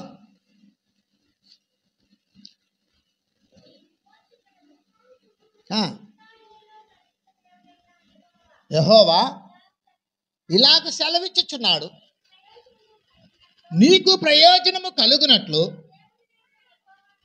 నేనే. హల్లెలూయా, హల్లెలూయా. చూడండి, ఆయన ఉపదేశాన్ని ఆలకించాలని ఏం చేస్తున్నాడు? కోరుకుంటున్నాడు. ఆయన ఆజ్ఞలను ఆలకించాలని దేవుడు కోరుకుంటున్నాడు. దేవుని మాట వినాలని కోరుకుంటాం. దేవుని మాట వినినప్పుడు మనము మేలు పొందుతాం. దేవుని మాటలను పెడచి వినబెట్టి మన జీవితంలో మనకి ఇష్టం వచ్చినట్టుగా వెళ్ళిపోయామనుకోండి, దేవుని సంఘాన్ని, వాక్యాన్ని, సేవకులను తప్పు పట్టుకుంటూ మనం వెళ్ళే కొద్దీ మనం ఆ తప్పు ఒక తప్పును కప్పిపుచ్చడానికి 10 తప్పులు చేసి ఇలా తప్పులతోనే జీవితాన్ని ముగించుకోవాల్సిన ప్రమాదం ఏర్పడుతుంది. ప్రభువుకి నీ మీద మరి మంచి అభిప్రాయం కలగాలంటే నీవు ఆత్మలో తీవ్రత కలిగి ప్రభువును సేవించే అనుభవంలోనికి రాగలగాలి. అదే ఈ యొక్క సంఘంలో, ఇశ్రాయేలీల సమాజంలో ఎఫ్రాయిమీలు కూడా నులివెచ్చని స్థితిని ప్రదర్శించారు.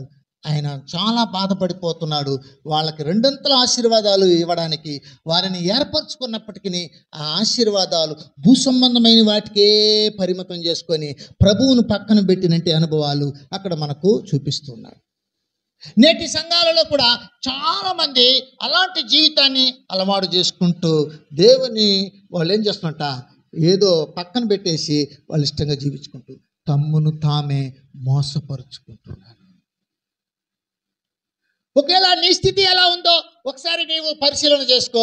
నువ్వు దేవుని యొక్క బిడ్డగా దేవుని సంఘంలో చేరి నువ్వు ఆత్మీయ తీవ్రత కలిగి ప్రభువును సేవించే అనుభవంలో మెట్టు ఎక్కుతున్నావా, దిగిపోతున్నావా? మొదటుండిన ఉత్సాహం దేవునిలో నీకుందా? మొదటుండిన కమిట్మెంట్ నిలబెట్టుకున్నావా, పక్కన పెట్టేశావా? వేరే వారితో కమిట్మెంట్ అయ్యావా? వేరే జీవితానికి అలవాటు పడిపోయావా? దిగజారుడి జీవితానికి అలవాటు పడిపోయావా? అభివృద్ధి చెందే జీవితంలో ముందున్నావా? నువ్వే చూసుకోవాలి.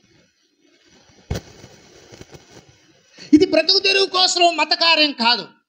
సేవ అనేది బ్రతుకు తెరువు కోసం, ఆర్థికమైన లావాదేవీల కోసం చేసేది కాదు. ఆర్థికమైన లావాదేవీలు కావాలంటే బయట వెళ్ళి పని చేసుకోవచ్చు, ఎవరు నిన్ను అడగరు. అలాంటి ఆర్థికమైన లావాదేవీలతోనూ సేవ చేయాలని అభిప్రాయపడిన వాళ్ళందరూ కూడా కొంత సంపాదించుకున్న తర్వాత ప్రభువును విడిచిపెట్టారు. బిలాము ఎందుకు దేవునికి చేత అప్పగింపబడ్డాడు అంటే అతను ధనవృద్ధి కొరకు ప్రయాసపడినాడు. దేవుడు కావాలి, బాలాకు కావాలి. దేవుని మాట వింటున్నాడు, బాలాకు మాట వింటున్నాడు. ఆ తరువాత కాలంలో ఏమైందంటే దేవుడు అతనికి గాడిద ద్వారా బుద్ధి చెప్పించినప్పటికీ కూడా అతను బుద్ధి వక్రంగా వెళ్ళింది కాబట్టి యుద్ధంలో ఆయన కుటుంబాన్ని హతమార్చడం జరిగింది. అందుచేత ప్రభు వాక్యంలో తెలియపరుస్తున్నాడు, మనము ఏ స్థితిలో ఉన్నాము? మనము వెచ్చగా ఉన్నామా, నులివెచ్చగా ఉన్నామా, చల్లగా ఉన్నామా? అసలు ప్రభువును పట్టించుకోవడం లేదా? కొద్ది పట్టించుకొని స్థితిలో ఉంటున్నామా? ఈ 2 తప్పే. వెచ్చగా ఉండడమే కరెక్ట్. ఎప్పుడు నీ ఇంట్లో కుటుంబ ప్రార్థనలు జరుగుతూనే ఉండాలి. ఎప్పుడు ప్రభు బల సంస్కారానికి వస్తూనే ఉండాలి.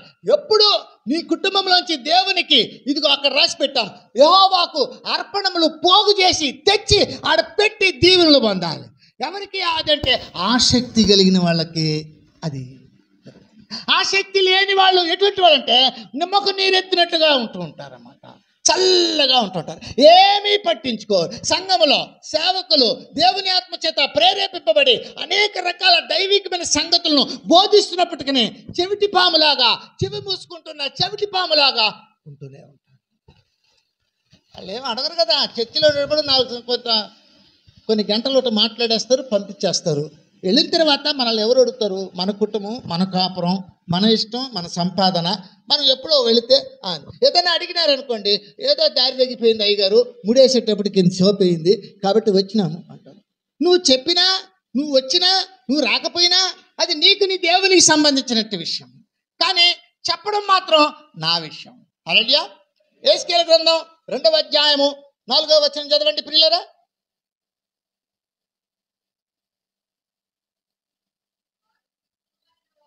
వారు దిక్కుమాలిన వారును, సిగ్గుమాలిన వారును, కఠిన హృదయులై ఉన్నారు. వారి యొద్దకు నేను నిన్ను పంపుచున్నాను. తిరుగుబాటు చేయవారు గనుక వినినను వినకపోయినను విన్నాడని తెలుసుకున్నట్లు ఇలాగ సెలవిచ్చుచున్నాడు. హల్లెలూయా. చాలు చాలు, నువ్వు వెళ్ళు, సువార్త చెప్పు. అంచేత ప్రభు వాక్యలు తెలియపరుస్తున్నారు, నులివెచ్చని స్థితిలో నుంచి వెళ్ళిపోవడం అవసరం. నులివెచ్చని స్థితి ప్రమాదకరమైనది. అయితే అది కూడా సంఘం. హల్లెలూయా. ప్రేమమైన యొక్క ప్రేమ ఆయనకి వెగటు పుట్టించినప్పటికీ కూడా, వాళ్ళ విషయంలో ఆయనకి బాధ కలిగించినప్పుడు కూడా ప్రేమను మాత్రం ఆయన మార్చుకోలేదు. వారి మీద ఉంచిన ప్రేమను అలాగే ఉంచి ఏమంటుంటే వాళ్ళకి ఒక అవకాశం ఇస్తున్నాడు. ఏం అవకాశమో చూడండి ప్రియులారా, ఇక్కడ వాక్యాలు మనం చూస్తుంటున్నాము.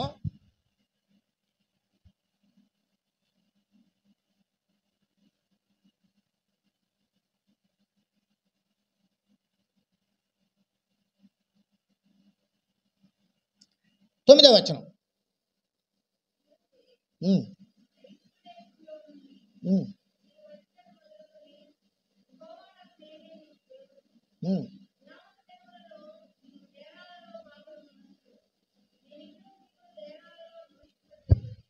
ఇక్కడ 3వ అధ్యాయము, ప్రకటన గ్రంథం 3వ అధ్యాయము చూడండి. 3వ అధ్యాయము 18వ వచనం. ప్రకటన.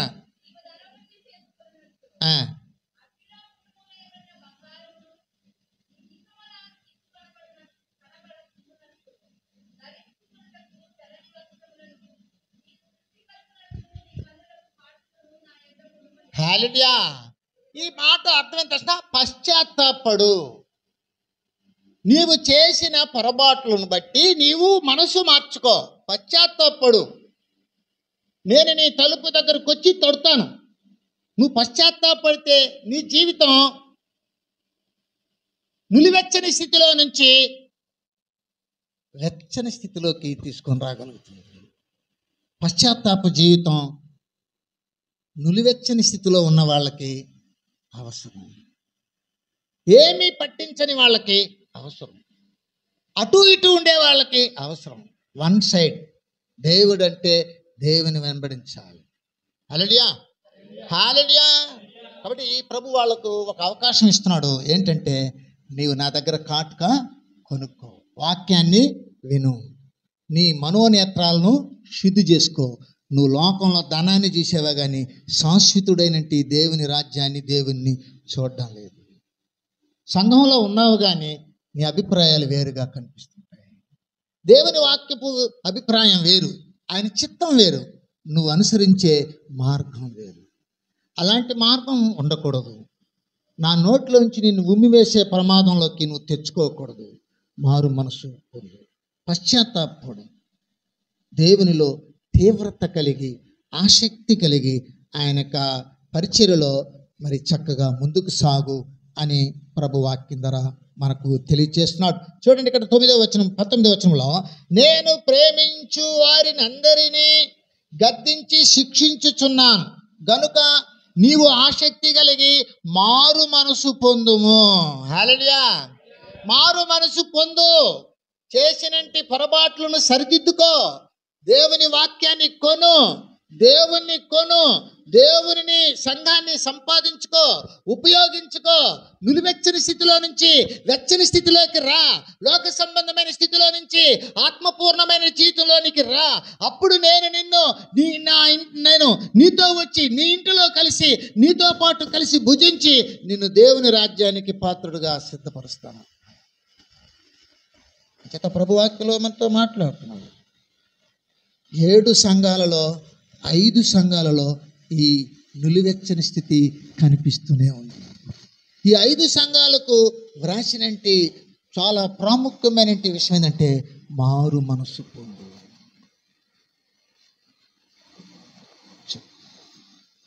మనకు ఒక వాక్యం గుర్తుండాలి.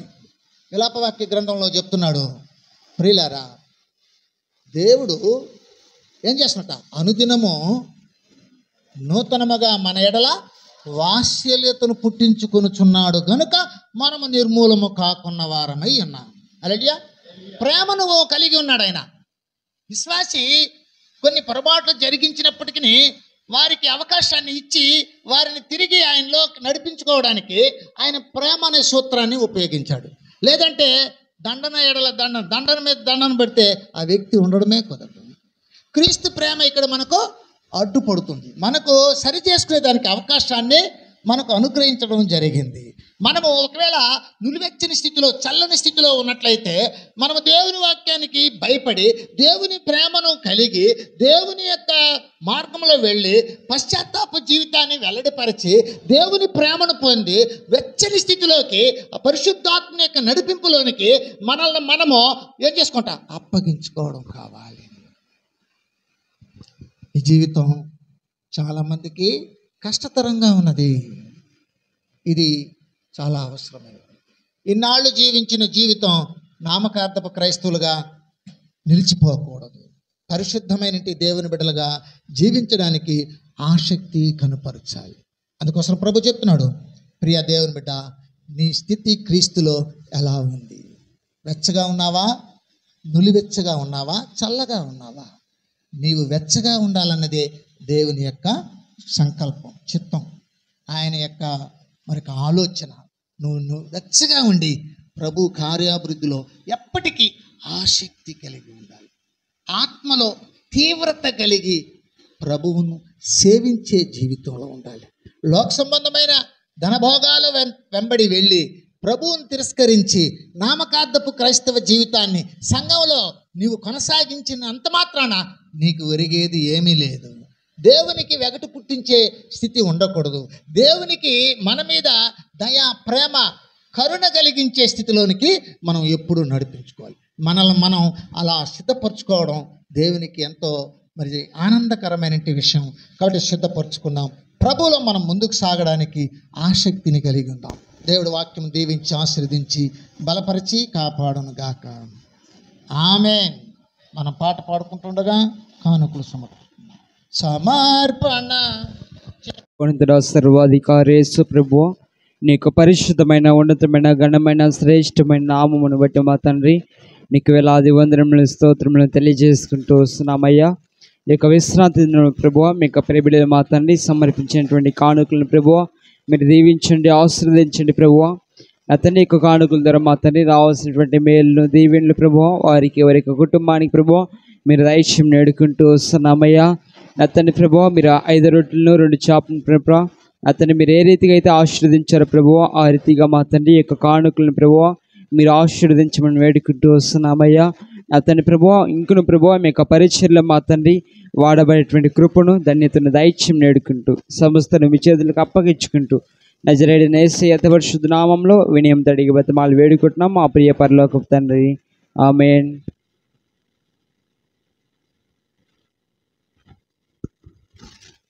ప్రార్థించుకుందాం. మహాపరిశుద్ధుడా, మహోన్నతుడా, ప్రేమగల మా దేవ, సర్వోన్నతుడా, సర్వాధికారి, సర్వ సృష్టికర్తవైన మా తండ్రి స్తోత్రములు ప్రభువ. నిత్యము వేవేల దూతల చేత కొనియాడబడుతున్న మా గొప్ప రాజా స్తోత్రములు ప్రభువ. మీ యొక్క నా తండ్రి పరిశుద్ధ దినములో దేవా మేమంతా కూడా కలుసుకొని అయినా మీ నామను ఒక చిన్న మంది మహిమపరచడానికి, ఆరాధించడానికి, కొనియాడడానికి మీరు ఈ భూమి మీద మాకు సమయాన్ని, అవకాశాన్ని దేవా సమర్పించినందుకు, అనుగ్రహించినందుకు నీకు వందనాలు, స్తోత్రాలు చెల్లిస్తున్నాను తండ్రి. ఈ దినం ప్రభువా నా తండ్రి మీ యొక్క దేవాజనుల ద్వారా ఎంతో సుదీర్ఘముగా, సూటిగా, స్పష్టముగా దేవా మీ యొక్క నా తన వాక్కులు నా తను మాకు నా తను తెలియపరిచారు. అందును బట్టి వందనాలయ్యా. విన్న వాక్యాన్ని మా యొక్క మదిలో నా తండ్రి ఉంచుకొని మరి ఎలాగా హృదయంలో భద్రపరుచుకొని జీవించడానికి ప్రభువా సహాయమును దయచేయండి, మీ కృపతో నింపండి. ప్రతి ఒక్కరు కూడా దేవా నా తండ్రి వెచ్చగా దేవా నా తను మీ నామములోనైనా జీవించడానికి సహాయమును దయచేయండి. అద్భుతమైన కార్యాలతో, ఆశ్చర్యమైన దేవునితో దేవా జీవించి మీ యొక్క నా తండ్రి ప్రభువా దైవ జ్ఞానాన్ని పొందుకొని బ్రతకడానికి నా తండ్రి సహాయం చేయండి ప్రభా. ఎప్పుడు ఎల్లప్పుడూ దేవా నా తన మంచి ఆసక్తి నా తండ్రి ఉండడానికి నైనా సహాయం చేయండి. మీ యొక్క సువార్త పని విషయంలో, మీ సేవ విషయంలో, ప్రతి ఒక్క విషయంలోనూ కూడా దేవా నా తండ్రి మంచి నా తన ఆసక్తిని, తీవ్రతను దేవా మీరు దయచేయమని ఈ సమయంలో వేడుకుంటున్నాం ప్రభువా. అందును బట్టి వందనాలు. అదేవిధంగా జీవం పరిశీలన కూడా దీవించండి, ఆశీర్వదించండి, అభివృద్ధి పరచండి. మీ కృపతో నింపండి. సేవ చేస్తున్న సేవకులందరూ కుటుంబాలు కూడా దీవించండి, ఆశీర్వదించండి, అభివృద్ధి పరచండి. మీ కృపలో ఇంకనో బహుబలముగా వాడుకోమని నా తండ్రి ప్రార్థన చేస్తున్నాం. అదేవిధంగా ప్రభా సువార్థికులను కూడా జ్ఞాపకం చేసుకోండి అయ్యా. దీవించండి, ఆశీర్వదించండి, అభివృద్ధి పరచండి. అనేక మందికి ప్రభు మీ సువార్థం ప్రకటించబడ్డానికి ఒక సాధనములుగా దేవా వాడుకోమని సంఘంలో ప్రభువా నా తండ్రి సమయంలో ప్రార్థన చేస్తున్నాం. అందును బట్టి వందనాలు యేసయ్య. అదేవిధంగా ప్రతి ఒక్క దేవుని బిడ్డల కుటుంబాలు, వారి యొక్క జీవితాలు, వారి ఆత్మీయ జీవితాలు, వారి భవిష్యత్తులు, నా తండ్రి వారు చేస్తున్న పనిబాట్లు ప్రతి ఒక్కటిని కూడా మీరు దీవించి ఆశీర్వాదకరంగా మీరు మలచండి ప్రభా. నా తండ్రి రాబోయే దినాలు మీ యొక్క నా ప్రభా నా తండ్రి మీ కొరకు నా తండ్రి సాక్షులుగా జీవించడానికి బ్రతకడానికి దేవా సహాయం నిత్యము నా తండ్రి మాకంటూ ఒక దైవికమైన రాజ్యం ఉన్నది కనుక దానికోసం మేమంతా కూడా పిలువబడ్డాం. దాన్ని సంపాదించుకోవడానికి భూమి మీద నా తండ్రి పాటుపడడానికి దేవా నా తండ్రి సహాయం దయచేయండి. అద్భుతమైన కార్యం జరిగింది సంఘంలో నా తను నిలకడగా నిలిచి స్థిరము కలిగి దేవా బ్రతికి నా తండ్రి జీవించే కృపను నా తను ప్రతి ఒక్క దేవుని బిడ్డల కుటుంబాల ప్రభువా దయచేయండి. అద్భుతమైన కార్యములు జరిగించండి. అంతమ వరకు నా తండ్రి నిరీక్షించిన వాడి అంత ఓపిక కలిగిన వారు రక్షింపబడతారని దేవా మీ లేఖనాల్లో సెలవిచ్చారు. ఆ మాటలు కూడా మేము నమ్ముతున్నాం ప్రభువా. కనుక నా తన సహాయం దయచేయండి. అటువంటి నా తను ఎదురు చూచేటువంటి తత్వాన్ని మనసును ప్రభువా నా తన ఆలోచనను నా తన్ని మాకు దయచేయమని అద్భుతమైన కార్యములు జరిగించమని ఈ పరిచర్యలన్నింటిని కూడా ప్రభా మీ నామమునకు మహిమకరంగా దేవా నా తండ్రి మీ యొక్క నా తండ్రి ఆలోచన ప్రకారం చిత్త ప్రకారంగా మీ దైవ సేవకులు అందరిని కూడా బహుబలంగా నా తండ్రి మీరు వాడుకొని నా తండ్రి రాబోయే తరానికి భవిష్యత్తులో నా తన ఒక గొప్ప నా తండ్రి ప్రభా మంచి సంఘముగా వాడబడడానికి సహాయం దయచేయమని సమస్తం నీ చేతికి అప్పగించుకుంటూ పరిచర్యలో సమస్తమైన కొరతలు కూడా మీ చేతికి అప్పగించుకొని మమ్మల్ని తగ్గించుకొని మీ ఘనమైన శ్రేష్టమైన నామాన్ని హెచ్చించి ఈ నా మనవి నజరేయుడైన యేసయ్య క్రీస్తు దివ్యమైన నామముల ప్రార్థించి వేడుకున్నాను తండ్రి. ఆమేన్.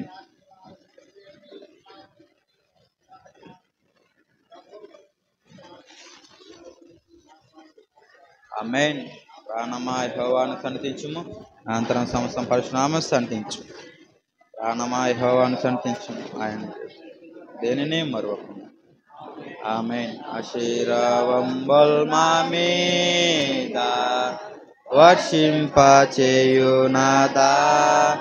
ఆశతో నమ్మియున్నాము నీ సత్య వాగ్దానము.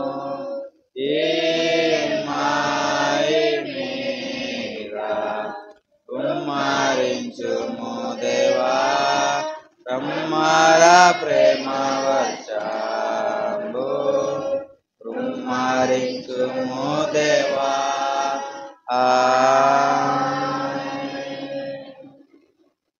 ప్రభు నామములో అందరికీ వందనాలు.